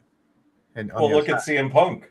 CM Punk is almost 48. You know what? And he's the world champion. You know what? You know where the views is kind of, my opinion, say just miscued a little bit in that. What's that? 40-year-old and that's like something. Listen, look at Bobby Lashley. He's 50. Yeah, he just turned 50. Which you don't look it, but No. My point is this, right? Oh, Shelton Benjamin's 49 too, by the way. Yeah, I know. And Yeah, he don't- and he but by the way, so my point is this, right? Yeah. 38, 39 for some of these people is the effing prime of their life. Yeah. Like so some people got to understand it's cool for you to want to, take this 23-year-old, 24-year-old kid that you got 15 years left with, right? Mm-hmm. But you also got to understand you might have a 39-year-old that got a solid 6 years in him. And right now is when you got to utilize that. Yeah. So I'm not against building young talent, pushing them up.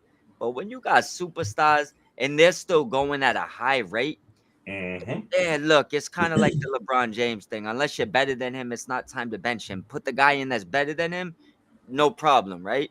But to bench a guy that's, I mean, because he's 40, but he's still probably in better shape than the 25-year-old, So magic. I don't really get into ages as much. It's more about their work in the ring and what they're doing. Yeah. I mean, ageism, I think, more factors towards the women. And it's good that the women have started to call it out because you look at it. Look at Trish Stratus. Trish Stratus is 50 years old. Yeah, and she could probably whoop her peers half her age. Yep. But that's the thing. It look good. It's all that natural, though. Is the question. It doesn't matter. It's all natural. I co-sign it all. I mean, I'm not a Bella's fan. I never have been. I have more respect for Brie than I do Nikki. Yeah, Brie and Nikki, they're in the mid-40s. But the thing about it is, are they the best wrestlers in the company? No. Yeah, but see, they're not. I don't want to knock them, but when it comes to in-ring work, is what I mean. Like they've never really been that type of elk. Like I mean, the ones that still giving you 5-star matches. You can't just throw them to the back. I mean, they're a name brand. They're a name brand only because they're. I think what really saved their career was that Total Divas thing. They're beautiful women, and that's what they're doing on TV. That's just what it is. It annoys the ever living piss out of me that they claim. They both sit there and claim that they were the part of the 6 grandmothers that made women's wrestling into women's wrestling. I'm sorry. But Trish, Lita, I got in that argument with people. Trish, Lita, Jazz. Yep. Okay. Becky Lynch. Oh, hold on, Aaron. Hold on. We got. Are you going real old school? We're going back. You're going back further. Okay. Victoria. Yep. Mickey James. Mickey, of course. Hell yeah. All right. Got her. Those matches. Molly Holly. Molly Holly. Molly Holly is a very underrated name and a very misused in regards to mentioning the history of women's wrestling. Mhm. Molly Holly, who started out as Miss Madness in WCW, who was Nora Greenwood as a 19-year-old facing against Medusa. Okay. I mean, here's the thing. The Bellas had no, other than being a face on screen, they were a product of being pushed by the machine because they look good. Mhm. And because you got to give them that at least. and who their social partners were. John Cena, Bryan Danielson. Okay. Yep. It was the Sarayas, the Emmas, Becky the Lynch. Charlotte Flairs, the Becky Lynches. Who remember Bayley. Sasha? Asuka. Let's remember, Sasha has shown videos of back when she joined late FCW, early NXT, when her promo game almost got her cut. Okay, promo game's not the greatest. I'll even say that about Mercedes Moné. Yep. But her in ring It's makes great. up for whatever weaknesses on the mic. She's gotten better in her promo skills. She's gotten better because AEW is allowing her to get Yeah, well, that's AEW true. is also understanding this is where we need to attack these weaknesses. Yep. As to where they were like, oh, hey, let's just put this on screen and think everybody's going to tune in. Yeah, I've noticed that with AEW a lot lately because used to, but not hear anybody go on there and cut a promo, and some of them were like, yeah, it was all right, or that was good. And then now, like the promo game, going now because there was some cringe. It's been but I think Doug, that have a good one, sir. You too, Doug. Have a blessed one. Think back about that Marina Shafir one from like a couple years ago. Oh my God! Yeah, Did you know me one?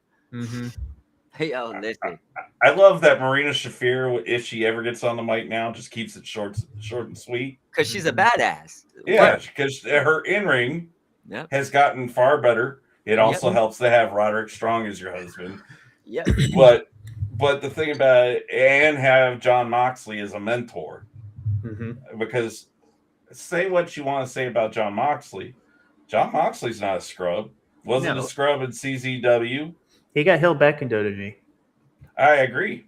He was WWE champion and he was with the Shield. But as far as letting him really be Moxley, be John, be Ambrose, WWE held that back because of the. They tried it with the Lunatic Fringe, but I think that they just revered the other two guys way more than him. But I think there was something else that we're forgetting here in regards to this. Last thought, then we got to move on to Rumble. Yeah, because I haven't crunched on real quick, and we'll get this done. Two things that hurt Moxley in WWE in front of Vince McMahon, I think, was his lackadaisical response. Try to say that word 7 times fast because that's the only word I have difficulty with. Response during the Stone Cold podcast, because you're talking to one of the 6 grandfathers of the company, and you're like, and then the effort he put in that Brock match at WrestleMania 32. But he voiced the why because he was frustrated throwing him in with the match and throwing him in with Brock with no real story build. Yeah. I mean, that was one of the big complaints too. Cody, Roman, Punk, Cena. There's a lot of story Brock and Roman. And that's the thing. Oh, I'm just gonna go throw Dean Ambrose in with Brock Lesnar with that much story attached to it. You're pretty much telling it could have been so much more than what it was. John Moxley, if you will, baby, should have been a lot more in WWE, but as he was getting long in the tooth before he left for AEW, you could see the burnout. Hey, I'm trying to show you I'm worth putting the belt on, but you keep just dicking me around. And when you put the belt on me, you didn't really do much of anything with me other than throw me in a gas mask. And they made him look ridiculous. He even said it. Yeah. It's like, make up anything that's not completely stupid. He was like, "You're Yeah. gonna make me leave to the Indies." He was like, "You're And gonna one thing make that me he leave all said, this money to go to the Indies." one thing he said that really did it for him, if I remember correctly, is that when Vince had him go out and cut a promo about Roman's Yeah, the cancer. health issue, Yep, the cancer. and that's when he Yeah. was like, basically, because he was basically forced to do it, Yeah. and he didn't want to do it because that's a serious issue. You know, that's his brother, it's his friend, and that could have taken his life. Yeah. And Vince wanted to turn it to the storyline gig, and it's like, no, well, I don't want to do that. And then he basically made him go do it anyway, and that's what I think that's what kind of sealed the deal for him. Was like, One. Yeah. I'm not doing that crap. There are certain lines you don't cross, Yeah. whether in pro wrestling, in sports, or in life in general. Yeah. Let's say Mike's suffering. I'm not gonna get success for reveling in his suffering. That's Vince McMahon. For as many good moments as that person brought us, He had a sick mind. Yeah, there was. Because there was one storyline that Stephanie revealed that he was wanting to do. Well, them, I mean, them having a baby, and I'm like, us older fans have known about that one. So, yeah, we yeah, know but about that I mean, come on. And then this is a guy, and that's why a lot of the women love it now more than when Vince was there, because I guess they don't feel like having to look over their shoulder. I guess I don't know, because Vince was that way, and that's why he's axed. When you're a billionaire, when you're a Mm-hmm. billionaire, sometimes you get into this mindset that you're untouchable. Look at Janelle Grant right now. It's proving that Vince is not untouchable. Yep. Now, mind you, we haven't heard any information on what Vince went through or is going through. But the latest things you've seen with Vince on Instagram and other socials, he's doing just fine. Yeah. He's an 81, 82-year-old man right now that's just sitting there going, "Hey, I ain't got to worry about a goddamn thing," because weird mustache. He got rid of the mustache, thank God. But the thing about it He tried. is and this is where I think we dog the booker a lot of times, not realizing we got to let stuff breathe. And I back in the day was guilty of it with AEW. Is if you don't let Tony Khan and whoever is producing and whoever is writing let something breathe a little bit, cook, as they say, let it cook, let it breathe, let it marinate, then you're missing the whole long-term point of why the finish is going to end up this way. As we said, Hangman Page versus John Moxley at All In this last year. Okay. When Moxley started that Death Riders versus AEW feud, and Hangman ended up being the White Knight on the pale white horse, bringing doom upon the Death Riders, who themselves were supposed to be pestilence, war, famine, and death. You know, that's the thing is that's where AEW's product, I think, got better when you gave it a 6-month, a year-long build, i.e. the same way Cody had it for 2 years. Was the builds. I mean, and yeah, I agree with Stampede. I mean, Tony has learned better the slow burn storyline to where the payoff, the write-off, by the time you're like, oh wow, okay, that I get we're moving on to this, but that was great, you know. And a lot of the little Easter eggs along the way. Mm-hmm. Then that's what kind of added to it. So the men's Royal Rumble match. Yep. The winner is Roman Reigns. What y'all think of the men's Rumble and the winner? I'm gonna go first with this one because I got Okay. I hated it. I absolutely hated it. Why did I hate it? Let's go back to the New Era comments that Paul Levesque has flooded us with for months on end. Okay. What's more New Era than having the man that you brought out at number one, mind you, this 6'6", 350-pound colossus from Lagos, Nigeria, Obafemi. It looks like a star already. Okay, you've made they turned the lights out in that stadium for a reason, because that mirror silhouette when he's standing in the entryway said all it had to say about how WWE is going to use them long term. That there's going to be mystique, there's going to be a use. He is the next big thing. He is what we're going to gain when we lose Brock Lesnar. Okay. Now, the negative. Okay. Roman Reigns, 2-time Rumble winner. We had Brock Lesnar, 2-time Rumble winner. Randy Orton, 2-time Rumble winner. Cody Rhodes, 2-time Rumble winner. Now Roman. Well, Roman has never, since about when the start of the bloodline, Roman didn't need a King of the Ring or a Money in the Bank or a Royal Rumble, a first contenders match. By the time he hit it with Heyman, did the bloodline, got to the point, he didn't need Elimination Chamber. You could have easily booked the winners on night one to be Obafemi and somebody else. And then the winner of that match had to face Roman Reigns. That would have been like Bret Hart and Yokozuna back at WrestleMania 9. And yet somehow we still got Hulk Hogan winning the WWE Championship. Okay. Roman doesn't have to earn his way in.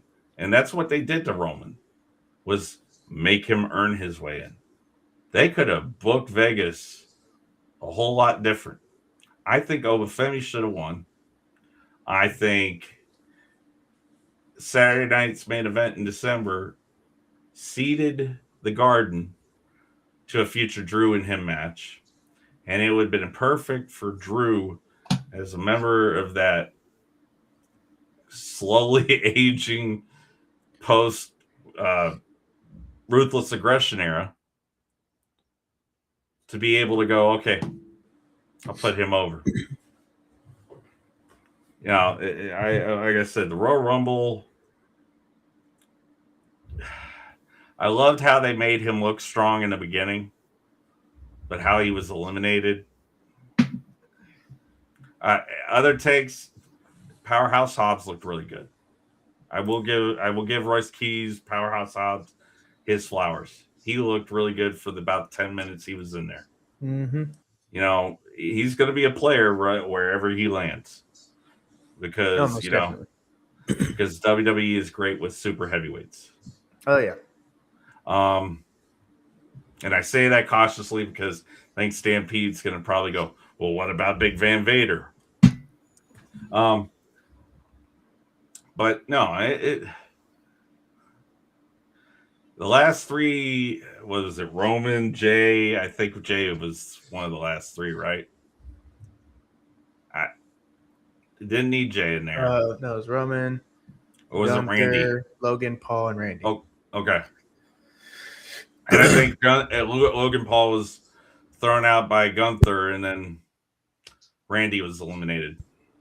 Yeah. You know, you're getting to a point where, and I'm saying this out of respect to the man, Randy deserved that win more than Gunther, more than Roman. But there were ways to, if Gunther was going to win, how it was going to play out. The same thing we're seeing with Roman and Punk. So, Vader roughed up their boy toy. Well, if Shawn Michaels talked to me the way he did Vader, dude would have lost his smile about half a dozen times.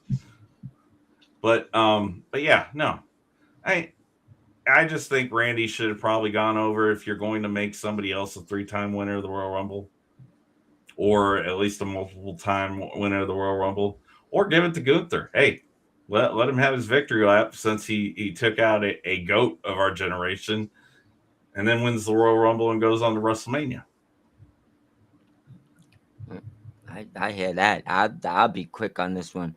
I didn't like the men's Royal Rumble. I think that the final four was trash. I think that you could have obviously made Hobbs, put him over the first night. I don't never expected that to happen. He did have a good showing, but I personally would have went with Oba, or going from the crowd reaction out there. Yeah, Yeah. how many? See, I think he got the biggest crowd reaction in that whole stadium. So if you're ever gonna give LA Knight, I think is another one in that position where Mhm. he's a good hand, a good worker. They're just not gonna tell you what they told Chelsea, but they're never doing it for you. But I would have liked to see one of those people take it, whether LA Knight, Oba Femi, or maybe a surprising win by Will Hobbs. You said everything that needs to be said, Chris. Roman did not need this. Nor did we. Nor did we. And I like Roman, so it's not nothing against him.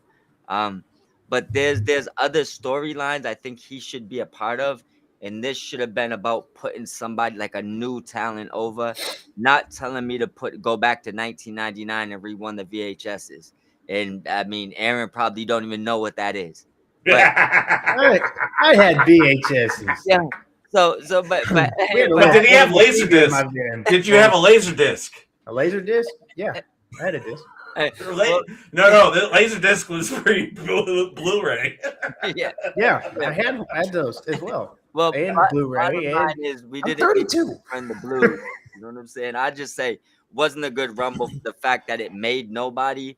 It just Mhm. sent us Yeah. backwards. It didn't go forwards. And the new era thing, Triple H needs to please stop saying that, because you're not really giving us much new.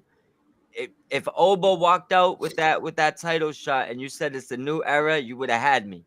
Oh, You ain't or screaming Braun new era Breaker. at the moment. Or Yeah, Braun Breaker. Braun's Yeah. another one right now. Honestly, he doesn't But even need Oba, for he sure. doesn't even need a rumble. Like Oba Oba, made him right now. Oba, when he debuted on Saturday Night Main Event, and you saw that crowd, 19,000 of them to be exact, Yeah. or plus, and they popped, and then they were doing the ho, the little strut ho. I'm like, this dude's a star. You need to put the strap on him, put him Yep. in top stories, put him in the main event now. Don't wait. Don't let his or Yeah. his, Look at or his Moose. momentum burn Call out. the Mummy Don't franchise. Say you wait. got the next one. Yes. All that. Dude, Yeah. this guy is so over. Like, I don't know what. Like, He's over Oba like is Rover. awesome. He's over like Rover. Right. Like, and you like this could have been, or at least have him break the dang gum record. Like, he could have done that at least. Yeah, And I make thought him the that's Iron what they Man. were Yeah. going with. And then he gets eliminated because he had up to 5 or 6 eliminations. I'm like, oh, he's gonna get the record because he was throwing people out left and right. I think he'll win mean- one of the next 2 rumbles. This was his big entry one. He'll get one of the Yeah. next 2. But But I man, feel him like winning would have been, or especially having him and Roman in the first final day. 2, bro. This was his welcome to the party. Mhm. I agree with Mike that in the next 2 or 3, Oba is definitely going to take one. It's got to be next year, bro. Like, I don't know. I think Breaker probably will be next year. I think that would Oba be will cool follow too. him. 1 and 2, but Breaker, Oba, honestly, they're going to be the top 2 stars. It's going to be a pattern of how they came out of NXT. I just think Breaker right now, I Mhm. feel like they could already just skyrocket him. I feel like if you do it right Mhm. now, he doesn't like. He's like a new animal. Roman, he's that next one. It's like he could win a rumble, but does he need it right now? Mm-hmm.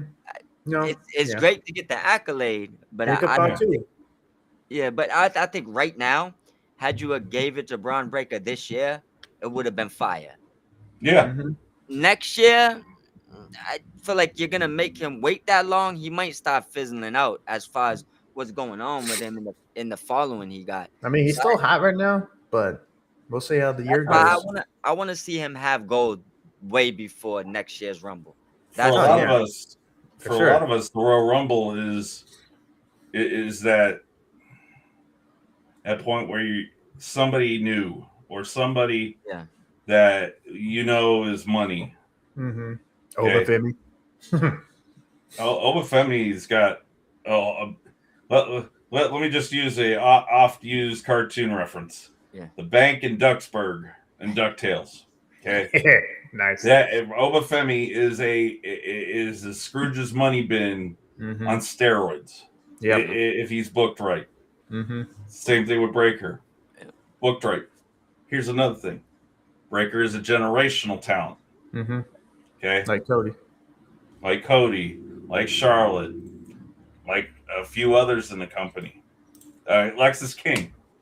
Perfect person to. Perfect person, Lexus King. CM Punk, Cody Rhodes, others who have worked with him in both AEW and WWE sit there and say, if this young man who is the son of an all-timer, okay, and God bless Brian Pillman, okay, Brian Pillman Jr., Alexis King, whatever you want to call him, he could be just as historic and as recognized as his dad. Yes, his dad didn't exactly meet his end the right way. Mm-hmm. But that's the thing is with Brian Pillman Jr., with Lexus King, if you gave him more time to burn instead of, as we were discussing earlier about how we're stacking with the flavor of the week instead of utilizing the homegrown, we keep doing it instead of trying to put somebody we've been building from the ground up. That's the dilemma in professional wrestling right now. Is it the flavor of the week we really want to push? Or do we want to make somebody a name that prior to AEW, WWE, enter company initials here? Hey, at least he had the Heritage Cup. I mean, he had a gimmick championship. So, final grade of the Rumble. What would y'all think? Are we going number grade or letter grade? What do we? Let's go letter. All right, I'll give you mine quick. I'm gonna go C.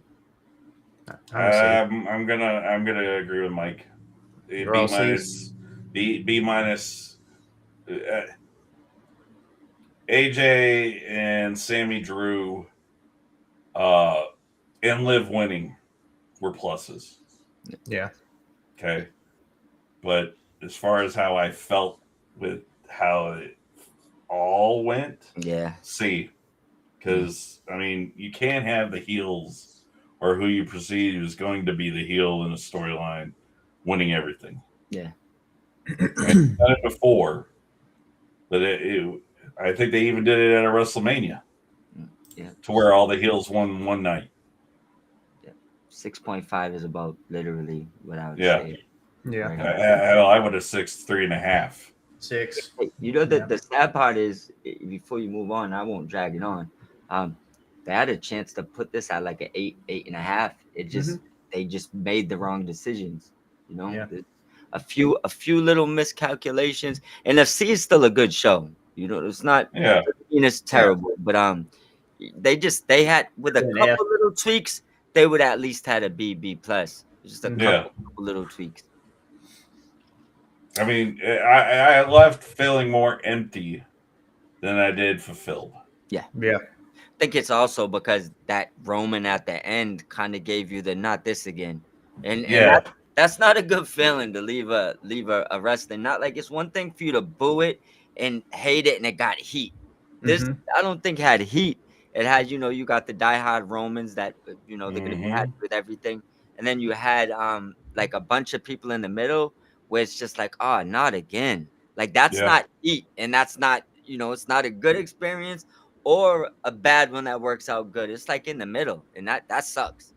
Yeah, and I agree. It last night or Saturday felt like Royal Rumble 2015 all over again. Yeah. The only difference with why I'm saying it this way is Roman has the respect of the crowd. Yeah. It felt very flat, very okay. You're only feeding us because you want to feed him to Punk, and vice versa. You ever open a Pepsi, then you closed it, and then you go to open it again and take a sip? That's what they gave you. Exactly. It did not fulfill my yeah. He was wanting a steak, and he got a McDonald's cheeseburger. Hey, hold on. I like McDonald's cheeseburger. Hey, McDonald's cheeseburger rock when you need a pick me up. I mean, I'm more of a Wendy's guy, but but McDonald's cheeseburger. If you need to eat something, it's there. I know this isn't probably a common opinion. I love all fast food. I don't care what it does and how bad it is. It all tastes good. I take any fast food joint out here. Well, at least where I'm from. I've had some bad ones in other states, but out here they are pretty good for the most part. I would say Jack in the Box for a period of time down here in Texas.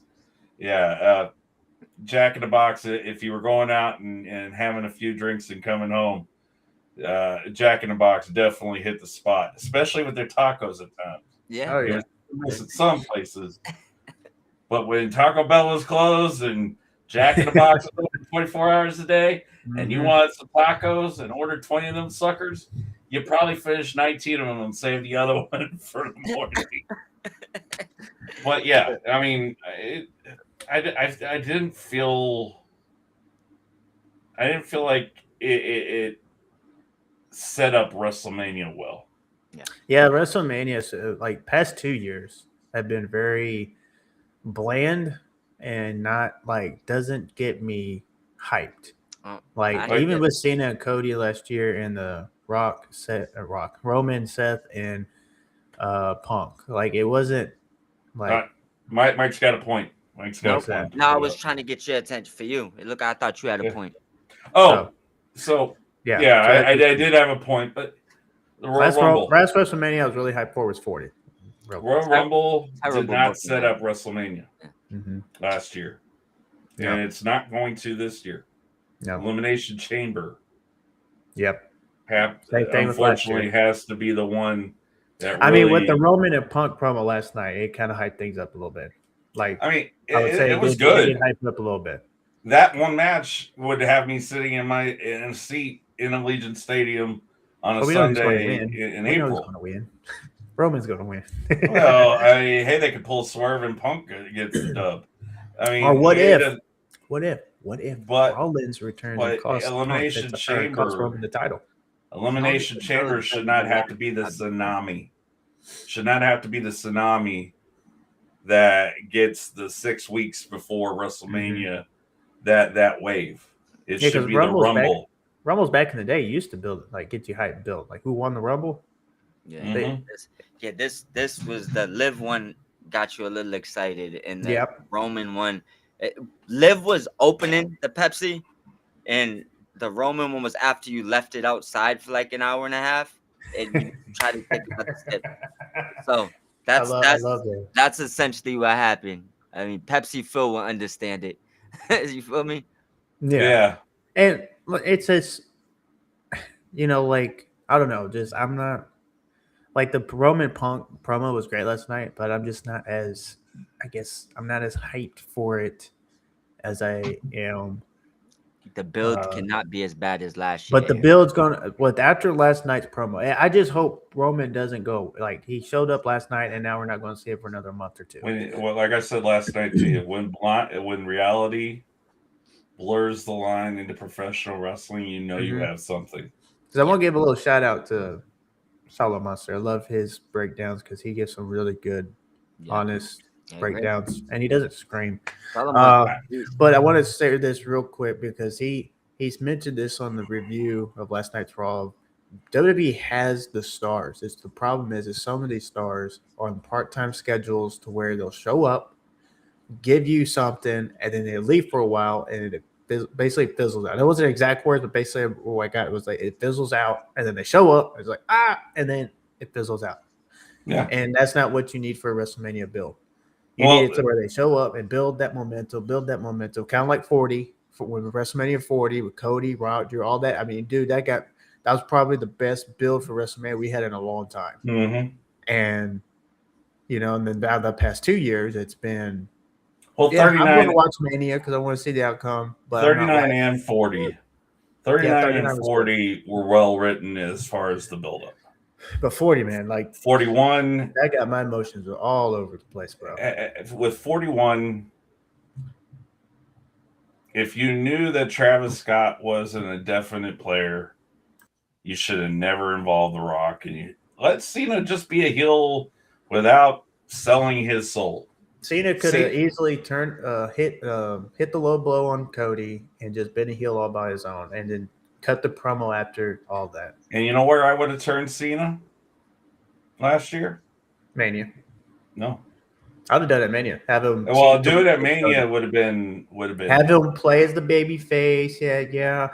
You're the new guy. You're this. You're that. All of a sudden, he wins dirty. Because then you're going with the Austin Rock WrestleMania 17 playbook. Yeah. Where eventually, I would have done it at the Royal Rumble. Yeah. I would have had Cena go heel at the Royal Rumble, throw Cody over. But Cody or that's right. Cody wasn't a part of the Rumble. Who was the final? I think the final four in that one was Logan Paul. Again. Logan Paul, Uso. Might have been Gunther. I think Gunther was. I think it might have been Gunther. So you've been able to see the last couple of years who WWE really covets in certain positions. But I would have had Cena go turn heel at Rumble.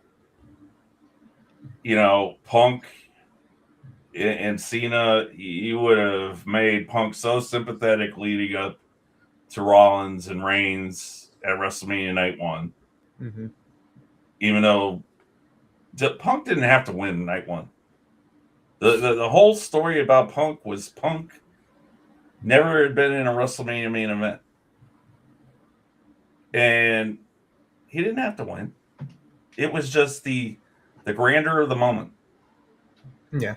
It was the hey, I've made it. And you could see it and even how they storyline built it up on socials, but you could even hear it in his voice in interviews. This really meant something because seasons change and people change along with it.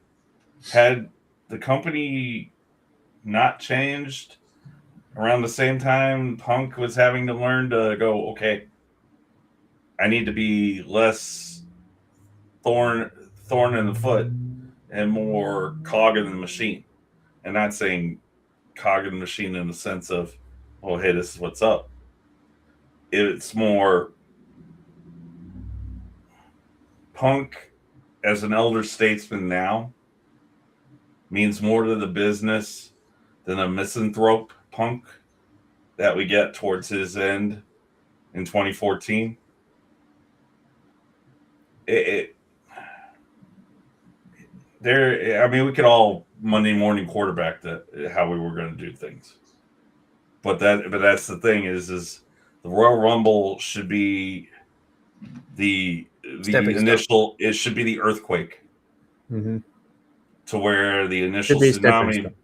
Yeah, should be stepping stone to get us on that right foot and let's run. Is to where Elimination Chamber continues the aftershock and that wave's growth. And by the time WrestleMania hits, that wave should be as high as Everest. Yep. So that way, that was what WrestleMania 40 was. Yeah. So that way, the payoff is that much more satisfying when night 2, the main event is over. Mike, final thoughts. Yes, sir. We'll go with final thoughts. What do you want me to give you final thoughts on? What part? We'll just say give your final thoughts on all we talked about, or if you don't have any, you can. Oh no, I'll give you my final thoughts. And then kind of give where your socials are, and then we'll kind of ride out here. And then sorry to tap out a little early, but my cousins is getting impatient, and I got to get things into the other apartment before 9. And my son's waking up, so period. But I'll like this. I'll give you an overall summary. As far as AEW, They just need to continue doing what they're doing. I think Tony's done a lot less complaining, and even with things like, and people could go back and forth with the tribalism or your preference or whatever the case may be. I think that WWE threw a few TNA jabs his way, and was kind of, even some of the TNA people started buying into the hype. Um, Nothing against Matt Hardy, because I feel like he even said it the best when he used the word perception. They wanted to, let AEW know they was coming for that number one spot. What Tony did is he didn't argue. He signed half of their locker room. So He's like, okay. you don't need to respond. Sometimes you just keep it in stride, keep doing what you're doing. Um, he signed more people, I think, this year than he did all of last year. And I think, not saying they're not great wrestlers and not saying he's not going to do things with them, but I think a lot of that was let me just show you something, Now, as far as WWE, they need the creative has been a real big problem. I don't think even their own people are shying away from this, and I think that Chris nailed a lot of good points with the CM Punk and stuff like that. I just kind of don't, what Triple H was doing in the beginning, NXT or even early versus now. I don't know if he's getting lazy. I don't know if it's getting hotter. I don't know if there's more cooks in the kitchen, but it's night and day. This really, what he's been doing hasn't really, it's nothing to go crazy over. I'll say that. He's kind of just keeping the boat going right now versus before. He was elevating everything mainly through the wrestling. um but I think they'll all be fine. I think that WWE needs to worry maybe a little bit less about the shareholders, but the Royal Rumble as a totality, it wasn't bad. I just prefer them to stay in the States and keep the uncomfortable, because it's not me that's saying I'm uncomfortable or things like that. And I'm not saying these women want to be underdressed. I'm just saying when they're showing up and they got to do things they don't normally got to do, and they're performing in front of an empty crowd because that religion maybe doesn't value you the same way that some of the crowds will out here, is a little disappointing. To shave a little bit of money is fine to give your wrestlers a better experience, in my opinion. Mm-hmm. Yeah, that is a little bit ridiculous. Now, I want to say one more thing because I'm gonna jump off and not touch on it. Kudos to TNA. I know you're gonna hit this topic. I agree with everything you said offline. They've been getting better and better per episode.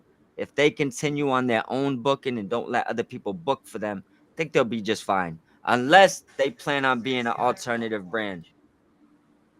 So that's for that. Um,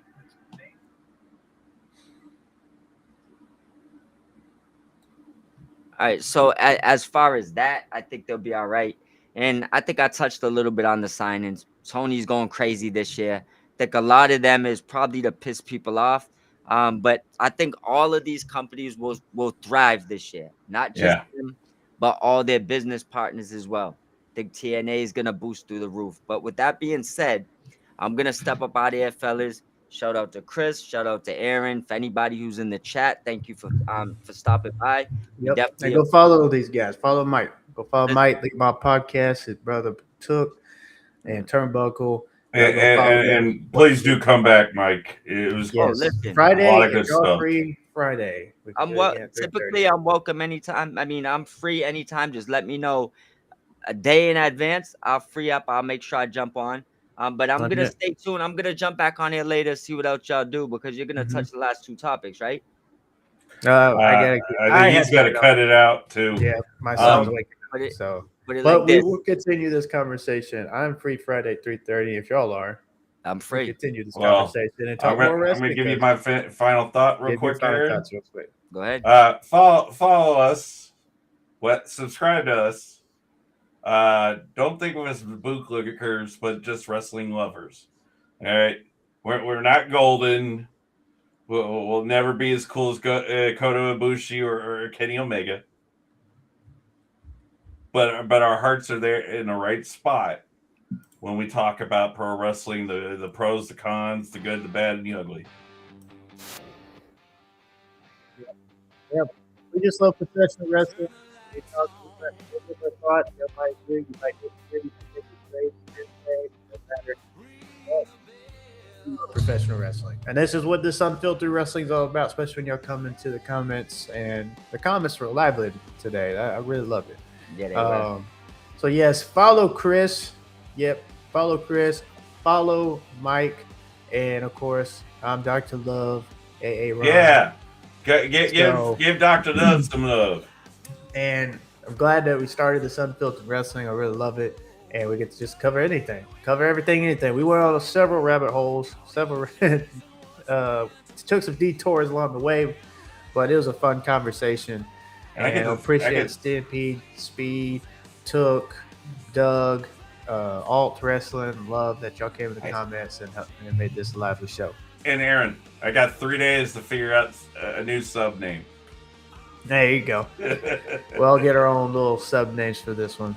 But appreciate y'all brothers coming in. We covered a lot. To be continued to finish up this Friday if y'all are available. If so, then we'll set for Friday at 3:30. Said it. I got you. All right. We'll talk about, we can cover NWA wrestling. We can cover NWA. We can cover Dynamite. We'll do Raw and NXT. Catch up because we're going to have a new NXT champ tonight. The 6-man. Yeah, we're coming guns loaded Friday. So, hey, let's do it. Guns loaded. All right. Appreciate y'all coming in. Appreciate y'all. This is Unfiltered Wrestling. And we are, I'm Dr. Love. It's Chris Branson. Oh, that way. And then there's Mike. Have a good one. Appreciate And if you y'all. ain't down with us, we got 2 words for you. Love wrestling. All right. Have a good one, y'all.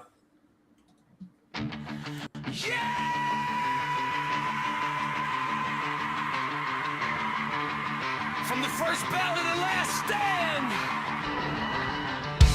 This is for every fan who loves it. I am Dr. Love. And this is Aaron Loves Wrestling. Yeah!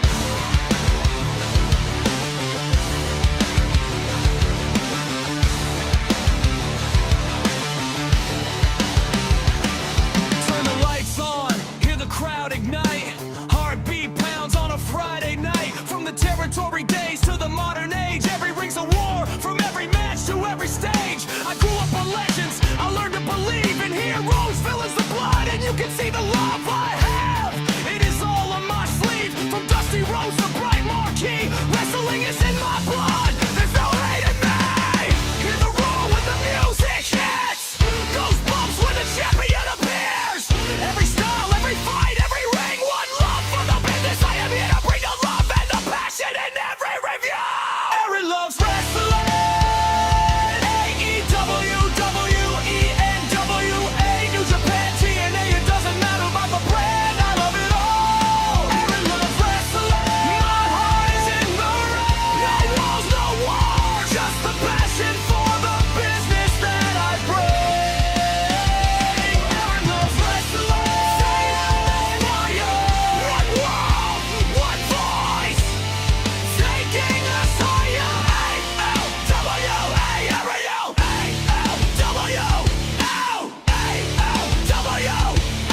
Monday night Raw to Friday night SmackDown. Saturday night main event under the neon lights. The NXT has the rising stars. The future is looking pretty bright. Dreams get built in every fight. From Wednesday night Dynamite to Saturday night Collision. New Japan battles, hearts on fire. From the Tokyo Dome to Arena, Mexico, in every zone, every style's a kingdom, every ring is a throne. Give away to AEW, every New Japan pride. TNA on the way, AEW, on the rise. Different letters with the same love and passion pounding in us all. Aaron Loves Wrestling. Every brand, it doesn't matter about the 3 letters. From the local hall to the global star. Oh my God, that sound. When the essence hits, we are all ready to start. Aaron Loves Wrestling. Side by side. No tribal lines, just love for the business worldwide. This is wrestling. This is wrestling. Cuddy fights for the dreams of us all in red, white, blue. Hangman doesn't stay down, he is always fighting for redemption. Mox bleeds for the business, bringing out the passion in us all. Okada is the rainmaker, the money rains down with every title reign. Cena's never giving up the fight.